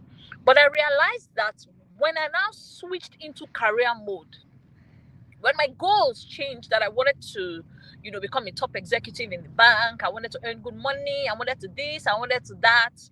I also had I started my journey in me getting my qualifications, because I realized that I was stuck in a rut. I couldn't change jobs because I was not qualified for some roles. I didn't have certification for some roles that I was looking at futuristically. Now, as a woman, the best thing is to first of all set your goals. What are your short-term goals and what are your long-term goals? Where do you see yourself in the next 12 months? Where do you see yourself in the next 24 months? Where do you see yourself in the next 36 months? 5 years, 10. See, they're not cast in stone, but you need to document them first. You need to write them down. What vision do you have for yourself? Write all these things down, and then you start creating plans to use to actualize them, with or without a support system. Then itemize which ones are crucial to your earning capacity, because a woman who cannot earn is a woman that will be highly incapacitated. The difference between a strong woman and just a mediocre woman, permit me to use that word, is financial capability, financial capacity. If as a woman you don't have financial capacity, I mean, this happens to men too, but for women, especially when you are having kids, you will just be frustrated no end, because there are so many things you want to do for your kids you cannot do because you do not have the capacity. You need to be taking permission. I mean, let's face the reality. These are what women go through, especially in our culture. Now, in finding the balance, in having your 12-month goal, your three-year goal, your 5-year goal, what do you want to be a top HR personnel in the next 5-10 years? You want to be a senior banker? So whatever those goals are, you have to realistically set goals and plans and ask yourself, what am I going to sacrifice for this? But bear in mind, especially if you have children, you must wait till you feel you are strong enough to manage it, because most times there's a lot that you need emotional capacity, you need mental capacity, you need financial capacity, right? But what I did for myself when I realized that, because I'm a very ambitious person, if possible, say if I can even push Tinubu away from his seat and become president of Nigeria, I can be really ambitious. But is it a realistic ambition? No. So we have to set realistic ambitions, because this is also what will help you to find balance, and not just find balance, have peace with whatever circumstances or situation you are accepting. Now I have to ask myself, is it career or education or children? I needed to ask myself which was my priority. Now, I chose career and I chose certification because I knew I needed to study. But at some point, the children started suffering for it. I was unable to pay enough attention. Remember, I said I personally did not have a support system. But if you have a support system, it's easier. The next step I made was I had to go and get a nanny. You know, I had to get a someone that washes clothes, because I found out that I was doing everything myself. Women, you cannot do everything yourself. If you have the financial capacity, you can actually contract some of these things out so that you can also grow in other areas. So that when these children grow, you don't find out that you don't even recognize who you are. Your life has just been stunted, right? So those are part of the things. And then in trying to find balance too, you have to just be very realistic, very real with yourself. Now, at some point, I had to pause on my career, face the kids. And then when they got to a certain age, I said, yes, at this point, they are independent enough. Then I started working on my career. So what I now decided to do was I shoved the career for some time and I faced all my other educational qualifications while I was, handling the kids. So it's a matter of setting priorities, prayer, lots of prayer. And then if you can, contract out some of these things that you cannot do yourself. And then consistency also does not mean showing up every day. Remember that word consistency is it can be subjective most of the time. So you have to decide, what does consistency mean to you? Like if you're showing up on social media, like let's say LinkedIn for instance, and you're a mother and you have so much you are doing, it gets overwhelming sometimes. You can just decide once a week to show up for yourself. Once, write that post once a week, write that article once a month. It is better to even be slow than not to even show up at all, so that at least you have some certain traction when you are 100% ready.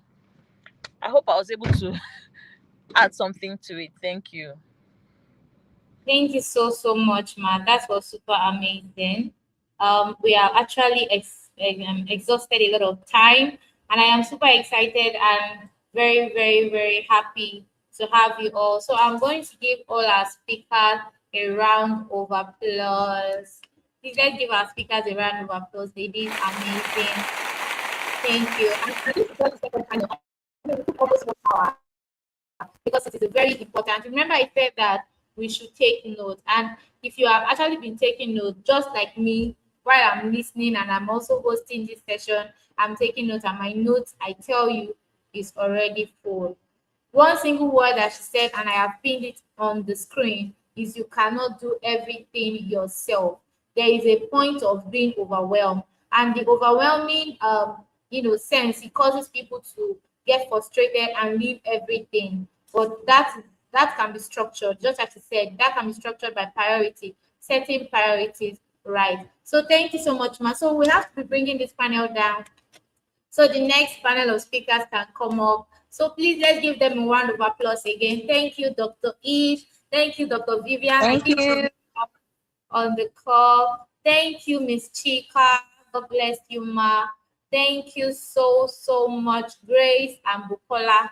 So we'll be having our next set of speakers joining the call now. Um, okay, I have Miss Felicia. She has joined. Miss Ibukunola, she has joined. Okay, let's see. Okay, Nicole Yaya, she has joined. Temitope has also joined. Let's see. Hello, Steve. Hi, how are you all doing today? Good afternoon or good evening. Good evening. Hi, good Hi, evening. Hi, hi, good happy evening. Wednesday. Okay, yeah. So we've been having an amazing session coming. We've talked about how we can be bold and be visible. We've also talked about how we could build a career brand for ourselves. So welcome once again to the third and final session, which is going to be much more about how we can handle these challenges that women face to also gain confidence and also build our career brand. Please confirm if you can hear me because I think I'm kind Yes, of we can hear you. We can hear you.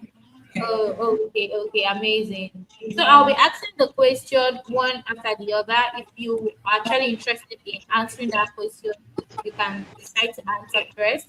And if not, I can pick someone to also answer the question. So the question first is how can one build confidence and continue to show up despite criticism or setback as a woman?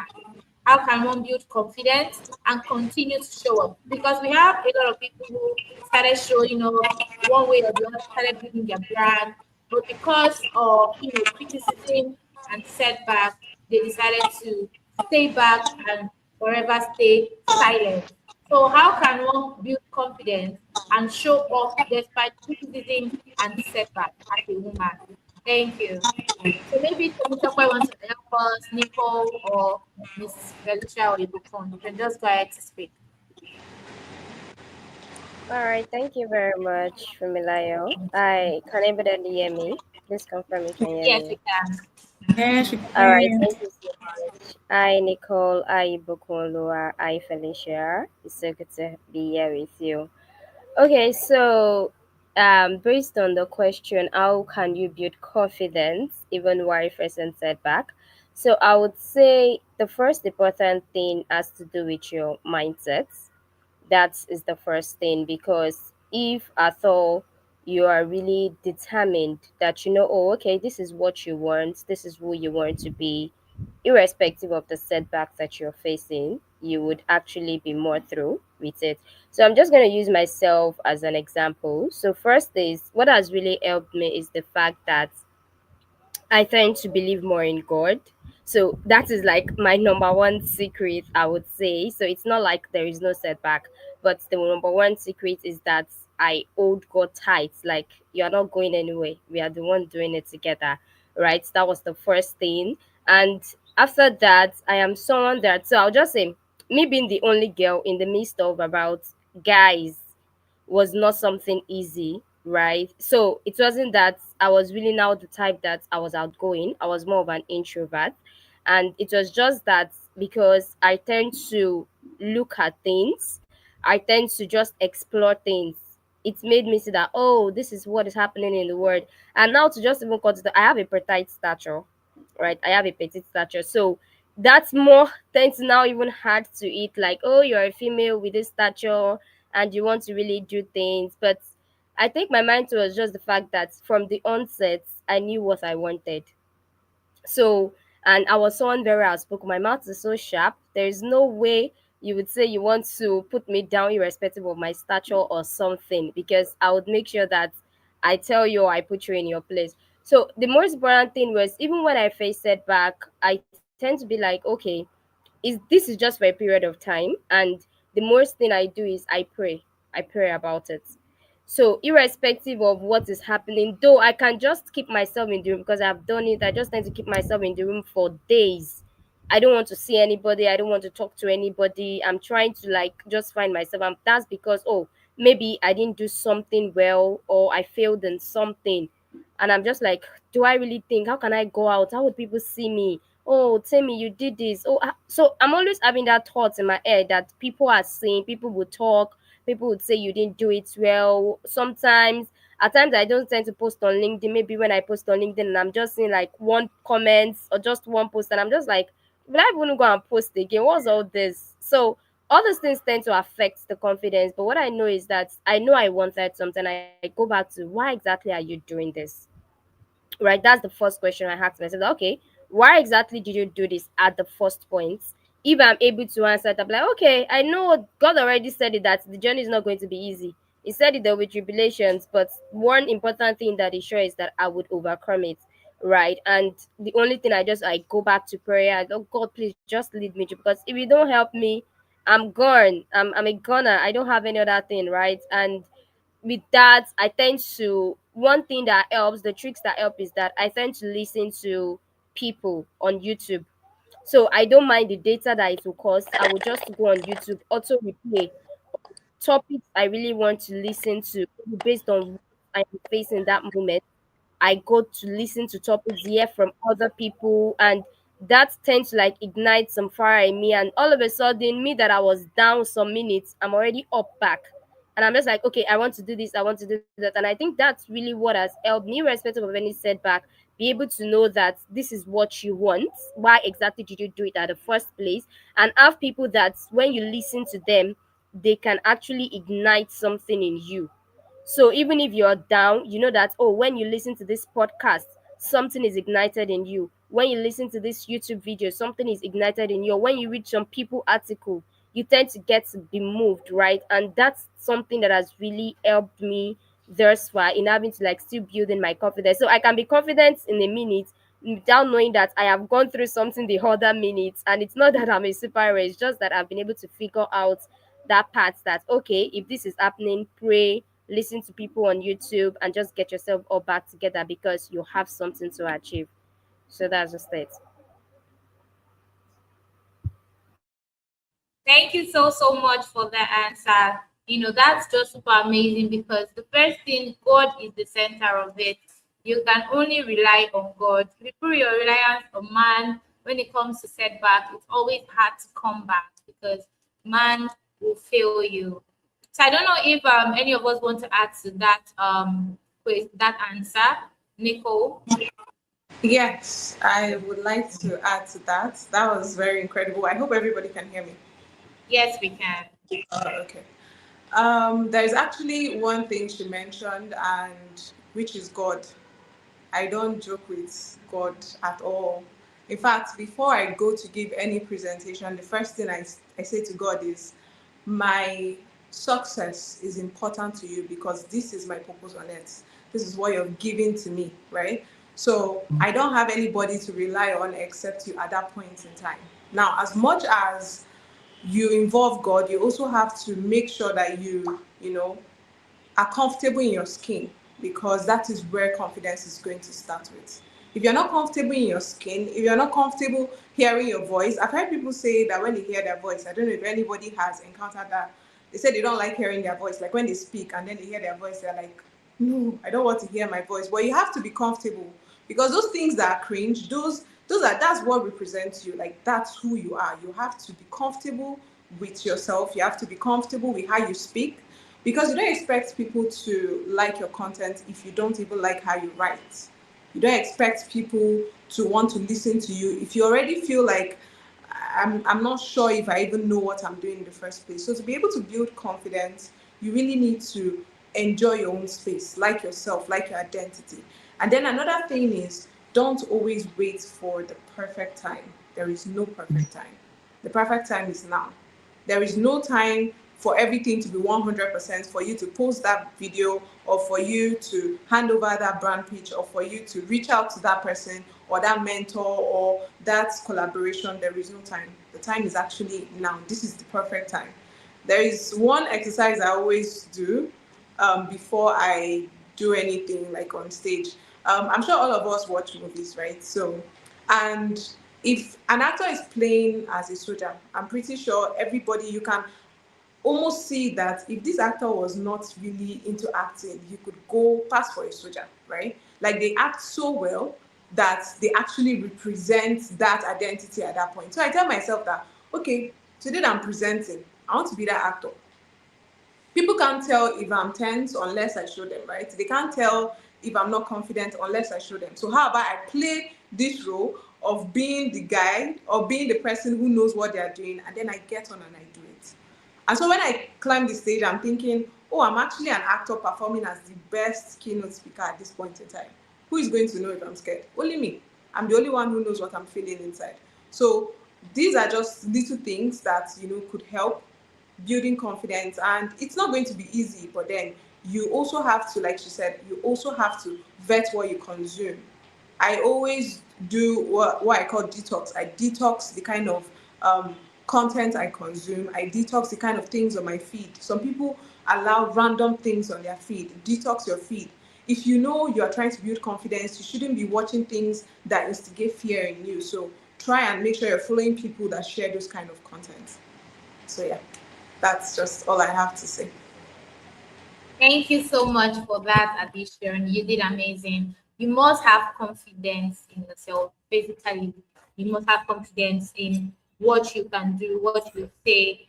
You must be sure that you can do it. And that's just one thing that could also set you apart. So thank you for that. I'm going to ask the next question, and I'm going to specify it to Miss Felicia. She does not want to show us her face today. Hi, Felicia. Can you hear me? Yeah, sorry, good afternoon, everyone. I can hear you. I'm actually on the feed, so that's the reason why. So I don't want the Okay. children coming around back and forth. So that's the reason why I have to off my camera, so I will not be All right. disturbed. But we can hear you loud and clear. Thank you. So I'm going to ask you, what advice would you give to women who feel discouraged or stuck in their journey?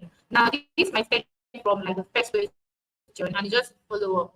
So there are people who are just, because of maybe postpartum, because of so many things, and they feel stuck and discouraged. And you just maybe get to meet someone like that. What advice can you give to someone who is stuck in their journey, discouraged and stuck in their journey? That is the woman here.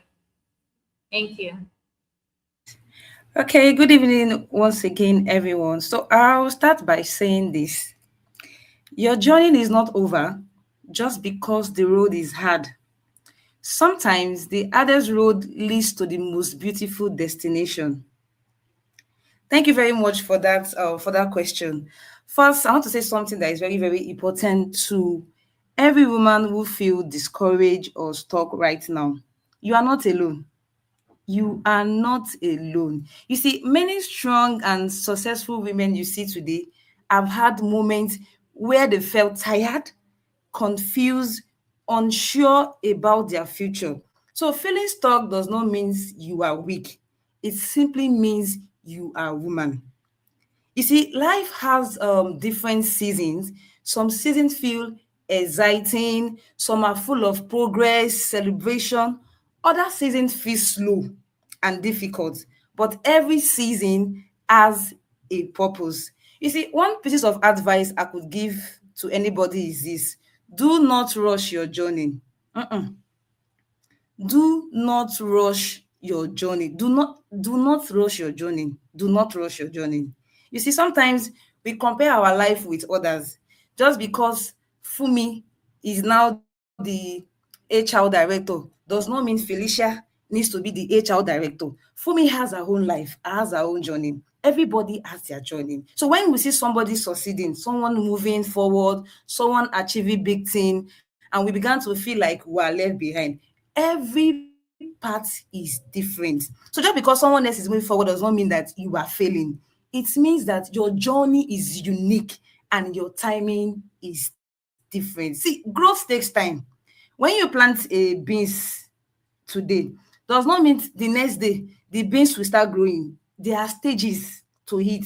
There are different stages. So growth takes a lot of time. So the first advice is, do not rush your journey. Please do not rush your journey. Take it one step at a time. Another important thing I could say to any women who feel discouraged is, never forget your value. Sometimes the world may try to make you feel small. Sometimes people will doubt your ability. Sometimes your voice will ignore you, but your value is not decided by other people's opinion. Your dream matters, your voice matters, your ideas matters. And the world need women who believes in themselves enough to keep going. So I also want to remind anybody here today that progress does not always have to be big. Mm-mm. Progress does not always have to be big. Take it slowly. Sometimes we think success means big achievement, 200K followers on LinkedIn, 500K followers on Instagram, new CEO of this, new CEO of this and that. Mm-mm. Success starts with a very small step. Learning something new, trying again after failure, taking one step even when you feel afraid.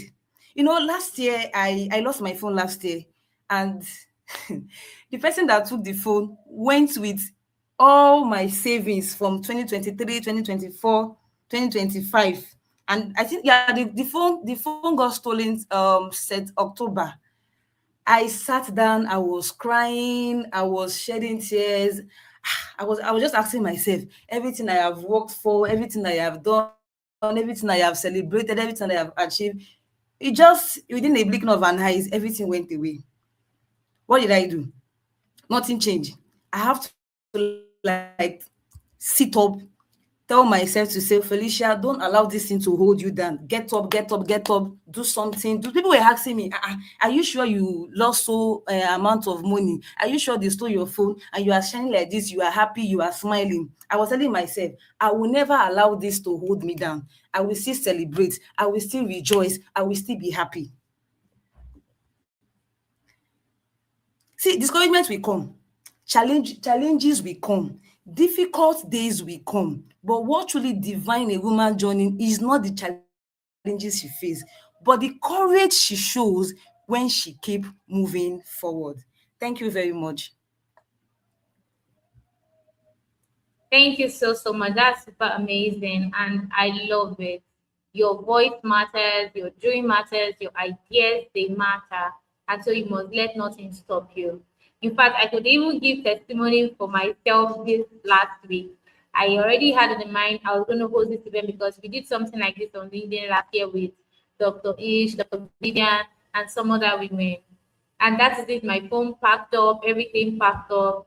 the small voice in my head kept saying, I can't do this anymore. I don't have it. As this now, I do not have a phone. I just have my office laptop, and I just made use of the available. So when there is a will, there is a way. You must find that will. And that will lead us to the next question. I'll be asking Mr. Bokun. Um, Now we are talking about this, thank God we have the privilege. Now we have the privilege to take up opportunities, we have the privilege to, actually want to speak up. That means we have the access. Now, if we track back to women who never had all of this, it seemed like something that it was a hard reach for them to even start. It was almost impossible for them to actually start. So, because I was going to say this, I invited someone who is in Pakistan. Okay, I think Ibukun is not on the call. Let me add that again.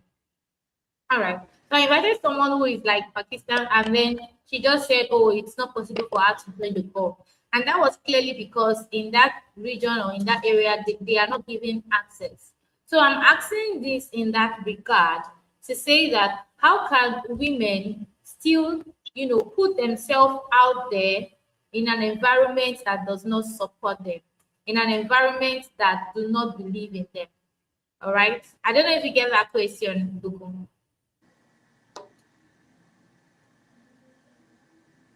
Hi, Bukun, can you hear me? Yes, I can hear you. Good evening. Can you guys hear me? Yes, we can. Yes, we can. All right. Good evening. Don't mind me. I'm in Nigeria, so network is not so good. It's okay. All right. Good evening, everybody. It's a pleasure to be here. Okay. So when you find yourself in a situation that is not even, let me paraphrase that question, that is not going to support you to thrive, how can you thrive? The first thing I would say is have a strong head. Have a strong head and tell yourself, no matter what, I am going to pull through. Because even life itself is not too friendly. So if you are waiting for that best time, that opportunity, for looking for a very comfortable state, you are a joker. So have a strong head and believe strongly in yourself. Be your own first fan, your die-hard fan. No one can believe in you as much as you believe in yourself. You are the vision carrier. You are the dreamer. No one can dream your dream on your behalf. You can only share your dream with someone. You can only share your vision with someone. And then if God blesses you, you would have those who would support it. But if you are now in that environment where you don't even have people supporting you, just have a strong head and tell yourself, no matter what, I am going to pull through. Let me just give you a backstory. We believe in Nigeria, we believe that counseling is not something that thrives, that works. I resigned in 2023 to start my journey as a counselor. And when I wanted to resign, the boss I was working with, and I was doing well, at least the job was a good one for that stage of my life. And then having to lead on behalf of the owner of the business, I was literally the one in charge of the business. So his was to just come weekends and check whatever we've done for the week, and that's it. Then I woke up and said, I want to resign. I knew that. And then, okay, let me just quickly let me touch on what you asked the last time. When you feel stuck, it is a sign that you are yearning for a change. The moment you start feeling stuck as human, it is a sign, it is telling you that you need a change. So being stuck is a pointer to the next level you are meant to go to.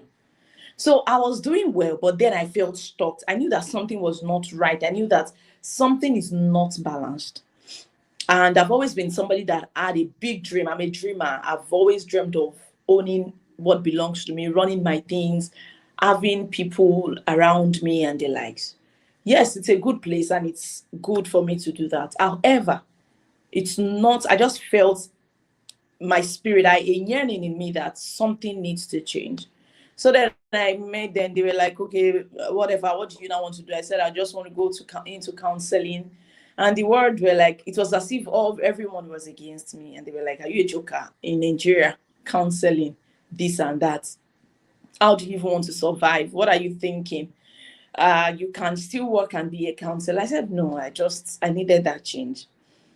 Even those who were very close to me, my fiance then, it was like, okay, yes, it's good, counseling, fine, I'll support you. However, don't make it the primary. You can just put it as a backstage.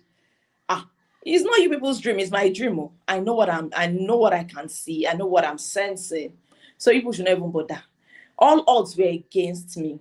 And it prompted me to even write a short book. Funny, but I didn't publish the book, but I have that book in my archive. And he just encouraged people. He prompted me to write that book because I knew that many people will find themselves in that stage of life. It should be as if no one will believe in you. It's not that it will be as if no one will believe in you except you. So you are the dreamer. Carry your dream, just like Joseph. He dreamt, and the journey is not going to be easy. The process is not going to be easy. Joseph saw stars bowing down before him. His starter pack, you must have seen that thread on X. The starter pack was what? Slavery. He was sold into slavery, from slavery to the prison, from the prison, before he could find himself in the palace.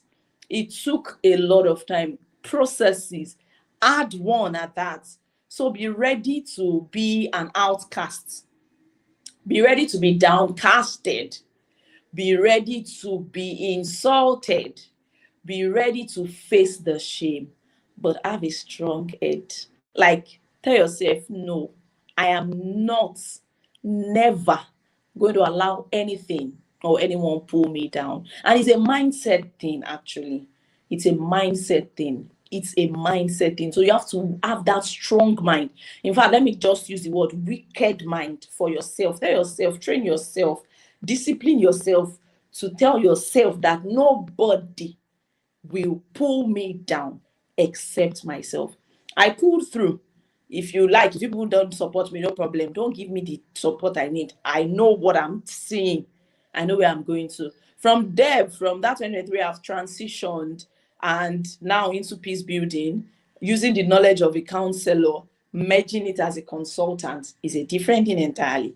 But then just be your own die-hard fan and have a strong head. Thank you so much for that. That was super amazing. I love that. Somebody said, I love that. To have a strong head. And trust me, strong head does work, because when it seems like everybody does not understand you, you just have that strong head until you get it done. My family people just know when I tell them that, oh, I'm going to study till I get to PhD, they'll be like, Kilo day. I said, it is my vision. You can't change it for me. You don't want to give me the money, no problem, but I am going to do it. And that's just what strong head can do for you. It could take a long time, but you are going to believe in your dream, and you're going to ensure that you see to the end that you did it. So thank you so much for answering that question. And that will lead me to also asking this. It's all intertwined, because these are majorly challenges that women face, especially women who have, big dreams. So the question is going to be open. Any one of us can, talk a little into it.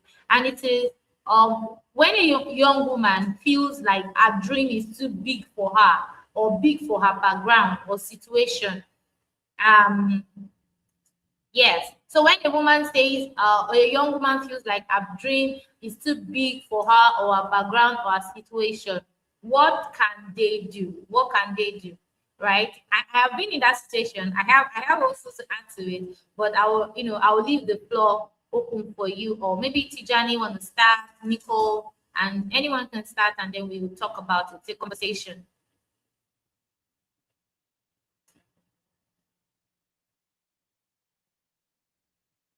So who wants to start? Felicia, Tijani, Temi Tokwe, sorry.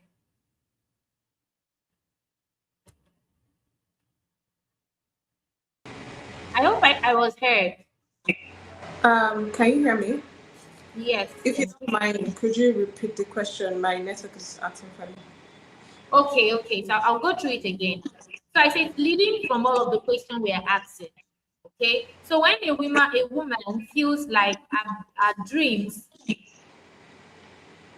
is too big for her background, or for or it's too big for what she thinks it is, what can she do? What is that one message that you can say to that woman? Yeah. Okay. Um, okay. Since my mic is already unmuted, I might as well just talk. Okay. Um, Uh, so I would use myself as an example. I am from the north, and that's the northern part of Nigeria. And we all know that there's a lot of stereotype when it yeah. comes to people from the It's north, when it right? comes to women. So I can relate to the whole background thing because I know how a lot of cases where people will feel you are undeserving, or they don't really think you should be the one that should be handed something, right? So in that case, what can you do? So I'll tell you what I did. The number one thing you need to do is to get yourself a mentor. I think the previous panel mentioned it, but in this case, you're narrowing your mentor. You're not just picking any mentor in your niche, you're picking a mentor that has a very similar background, right? So there are tons of, at least thankfully, God has made it, lots of women now are doing great. I don't know if you can all hear me. Can you hear me? Yes, you can. Yes, yes, yes, we can hear Oh, you. We okay, can okay. hear you. All right, all right, all right. I think Lots an of women are doing great. A lot of them are doing awesome. So it's going to be easy for you to just go online and search and look for, oh, I'm looking for, maybe let's say my niche is in tech, my niche is in hospitality. I'm looking for somebody like that. And then you could also even browse where these mentors are from, right? And you could send them a message. You could send them a message saying this is this is where you're from, this is the restrictions you're having, and you could even go as more far as asking them what they did about it. In my own case, that's what I did. I reached out to people, and I also made sure that I surrounded myself with people that think beyond that background. Now, what do I mean? In my own case, being from the north means that I needed friends that were not also, that their mind was not also carved by that mindset. Because at the end of the day, you become the set of people that you spend time with. If you have a group of five fools, check very well, you'll be the sixth fool, right? So it's very important that you also look at the kind of people that you surround yourself with. In my own case, surrounded myself with people that were talking beyond their background. Like, oh, I know we're from this, but we are definitely going to do certain things beyond this stereotype, beyond this background. So number one, get a mentor. Number two, surround yourself with the adequate people with the right mindset. Mindset is very, very important. And the number one thing you really need to pay attention to also, like I said, is your mindset. So as much as you're surrounding yourself, you're getting a mentor, you also need to use those things to refine your mind. Because if not, at the end of the day, you'll still be stuck in that background. So I don't know. I hope that is actually helpful to somebody. And thank you so much for me for that question. Thank you, Nicole. Thank you so much, Nicole. So, Alicia, you want to add to it? You want to add to that question? Because it's something that's very important. Yeah, thank you so much, Nicole. That was good. Can anybody hear me? All right. Yes. Okay, so like Nicole already said it all. I'm just going to add fear to it. So basically, one thing that is my mantra is if your dream is not bigger than you, that's not a dream. That's the number one thing. If it's not bigger than you, it's not a dream because that means it's something you could literally do. So you can't have that as a dream. So it has to be bigger than you. That's number one. And number two, just like she said, is the fact that you already have it as a dream. It's not going to come easy. So I'm just going to use myself too as an example. So my dream is not something easy that I can easily just achieve, right? But that did not make me that I would stop doing it. So even if I go through one obstacle, two obstacle, three, four, let it keep counting on, I will still keep on doing it. But the most important thing is have a mentor.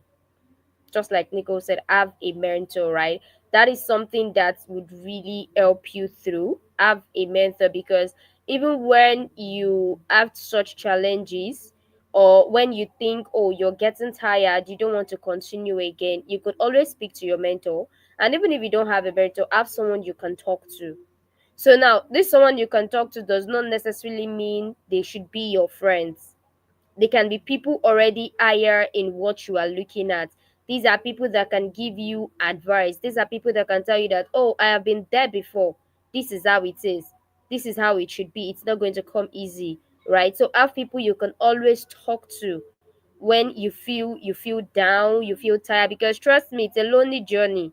Building something or having a dream is a lonely journey, and you would feel like, oh, if you're not even in the midst of friends that don't have that same mindset like you would feel like you are doing something outcast, but rather you're actually building something great. So have someone you can talk to, a mentor that can keep you going even when you're down. Open up to them about it, and also never stop learning. That's one important thing. Never stop learning. Your dream is big.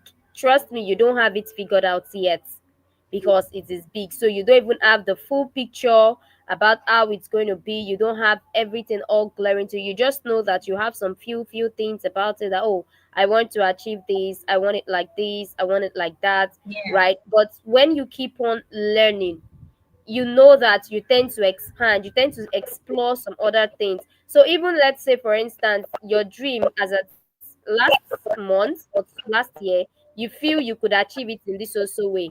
By the time you tend to explore, you would see even a better way for you to achieve it, and that which will even be much more simpler and easier for you to achieve it, right? So keep on learning. If you need to take courses, take courses. If you need to pay, please pay. Don't, because we always feel like, oh, I don't have money. Pay for courses, pay for events, Yeah. attend them, because these are things that will actually open up your mind. If you don't go to rooms where you would be know how things are doing, there's no way you want to exit. I think we're in a session with this iconic brand, the owner of iconic brand, and she was talking about just once in a time, go to a very big hotel, pay for it. When you pay for it, just explore the moment. And that's just, it's not that maybe you want to waste money. Some other people would think it's a mentality of wasting money. No, it's just that you want to experience how does it feel. You want to say, oh, okay, I think when I come here, when you even go to areas like that, you can tend to have some inspiration that will come to you.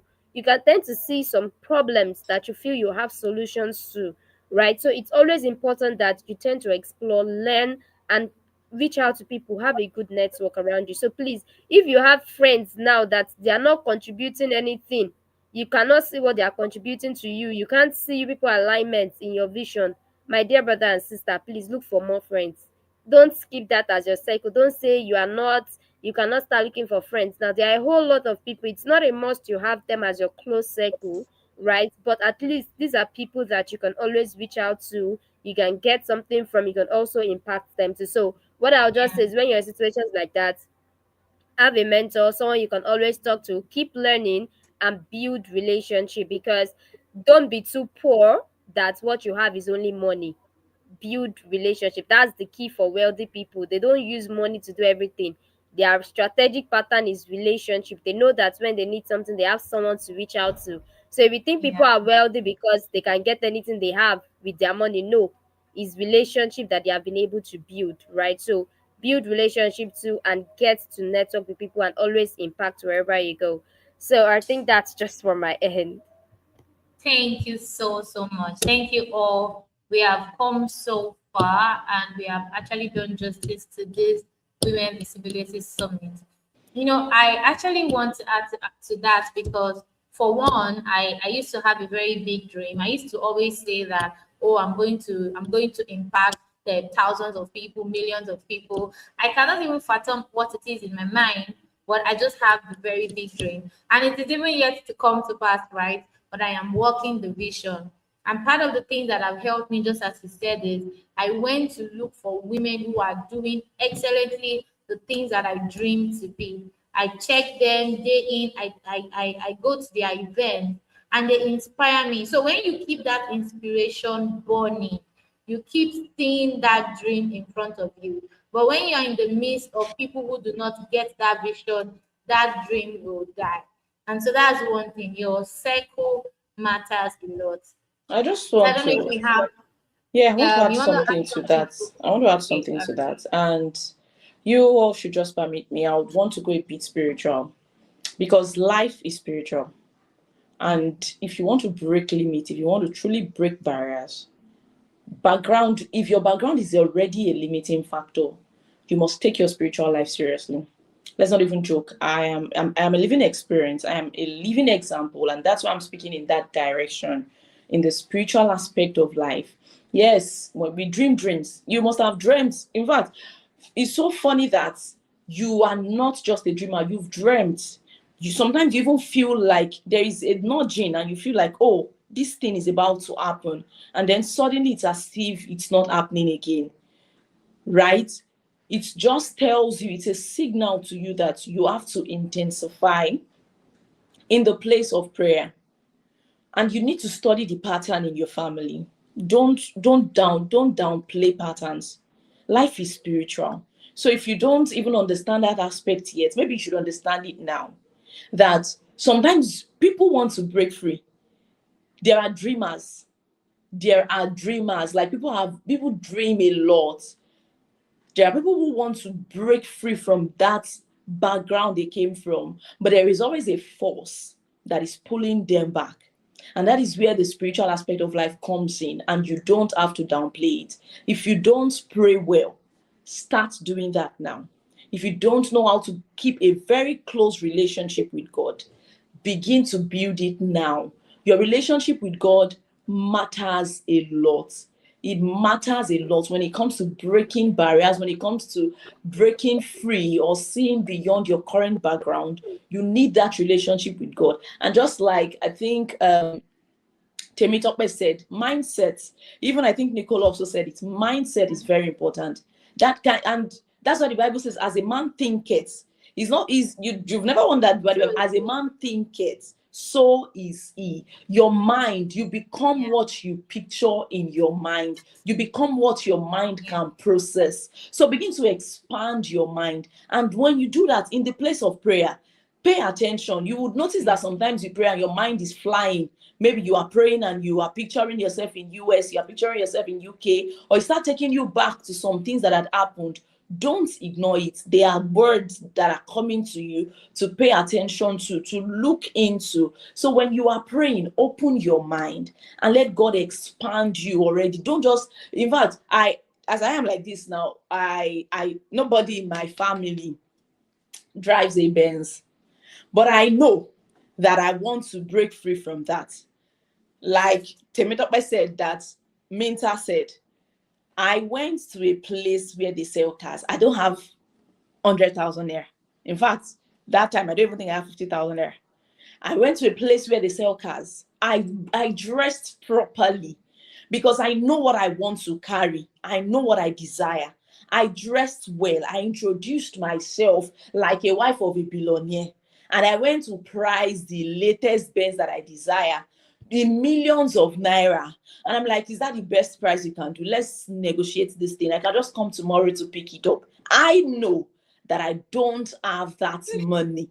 But I am just trying to break free. I am trying to break that mindset, that limiting mindset. So I went there and I carried this exercise out. Believe me, anytime I see any Benz pass, I am always looking at it and I'll tell myself, oh, very soon I will ride that. Very soon I will ride that. It had helped me. When I enter, sometimes my church members gives a lift and the likes like that. When I enter the car, I ask questions. What year is this one? Oh, this is not the year I want. I know the year of the Benz I want. Oh, so the year I want to be finer than this one. This one is 2018. Okay, so the one I'm looking at 2025, 2024 is going to be finer than this one. So please and please don't downplay the spiritual aspect of life.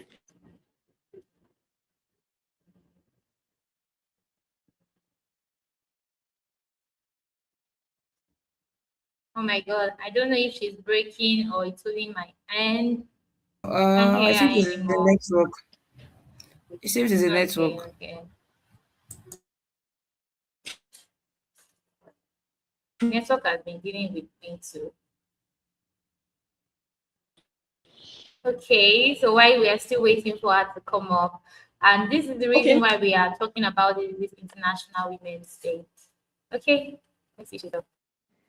Sorry, When you were cut off at Yeah, some point because sorry, of the network. I had network. network issue. Yeah. Exactly. So it is very important that you don't downplay the spiritual aspect of life.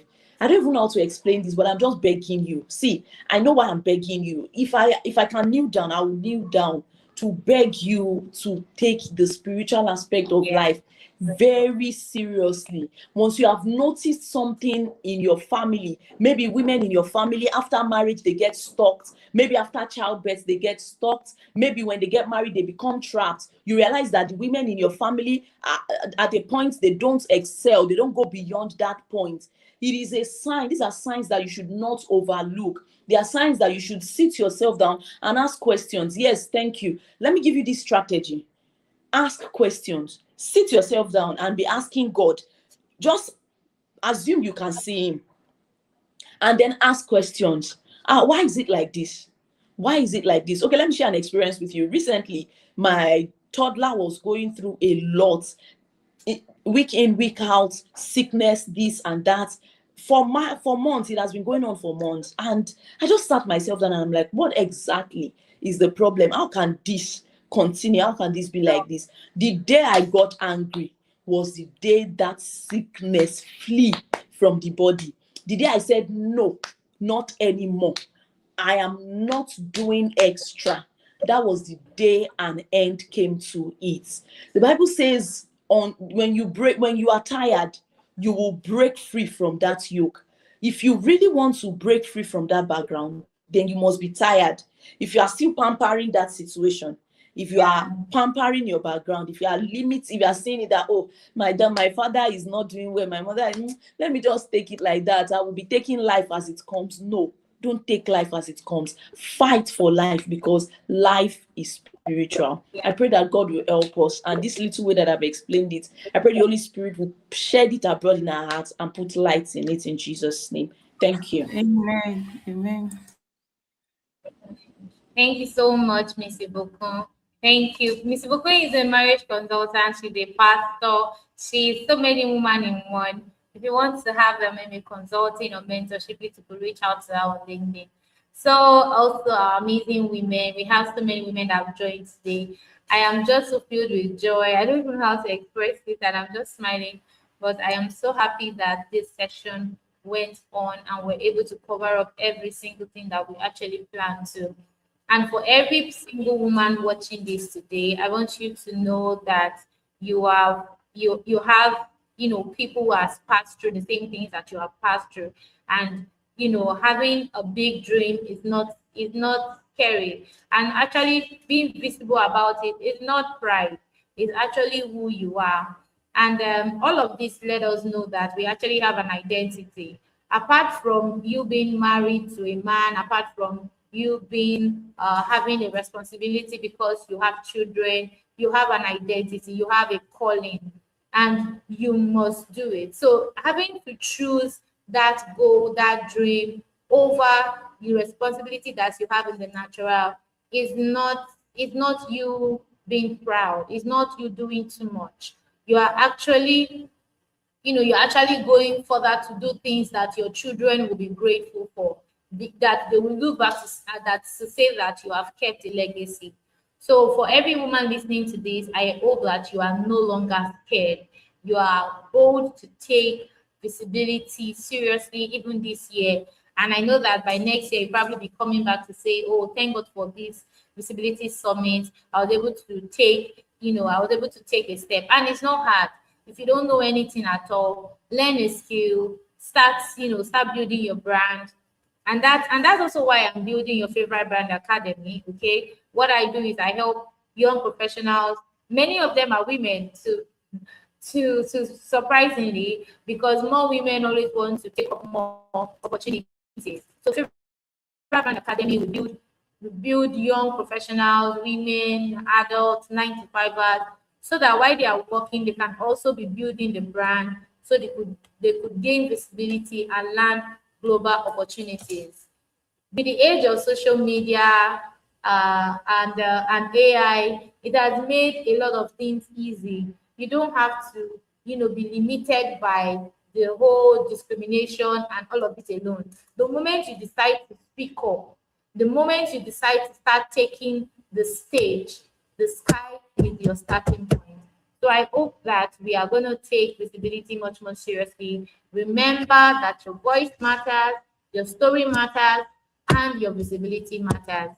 So let's go into the world and stop playing small and start building our career brand. So to my amazing speakers, thank you all for joining. I want to give you guys a round of applause once again. Thank you all. I am super happy that you all made it, even within the short time. I mean, it was a really short time, and we all made it to this session. Thank you, Felicia. Please regards to the children for me. Felicia is a strong woman. I don't know how she posts almost 4 times a day till now. Please come and teach us this consistency of a thing. And I am just always Thank happy to have you like this around. Okay, she's Thank you. here. Thank you so much for me. Yeah, I've been here. I've been enjoying. I I know you decided to come and keep quiet mentor so me that for I consistency can. reasons. I said I've been here. I just decided to keep quiet so that I could listen to Ibukolu as her voice was giving me inspiration. So I decided to just let me learn. Let me also learn today. And then it was nice meeting Nicole and then Temi Tokpe. Yeah. I'm so sorry. I wish I could on my camera so I could wave. You could see my teeth, but this environment I have, there's some very powerful children and had those people It's here. okay. So thank you so much It's, it's for this okay. moment. Thank you. I feel so Thank you blessed all. coming down here, and then I think this initiative actually ended my day very well. This is Oh, the thank best you. way of Thank you. I'm ending so my happy day. about that. Yes, thank you so much. I'm so happy with that. Don't worry. All right, I will so come round over of to applause. you. I will give you the recipe. Don't worry, I'll give you the recipe. I just hope you'll be ready. I'll give you the recipe to post for I'm 5 times a ready. day. Okay, so thank you all for joining. So I think we will bring it to the end. We actually plan to end by 6, but this is already 6:30. We have done a lot. Thank you all so much. So this will be the end of the session, and if we have replay, I'm sure that you have actually learned a lot. So thank you, my wonderful people. Bye. Bye, Bye. Thank you, everyone. Nicole. Bye. Bye, Bye. everybody. Bye. Okay. No, we're done. You guys can come in now. Let me end the stream first.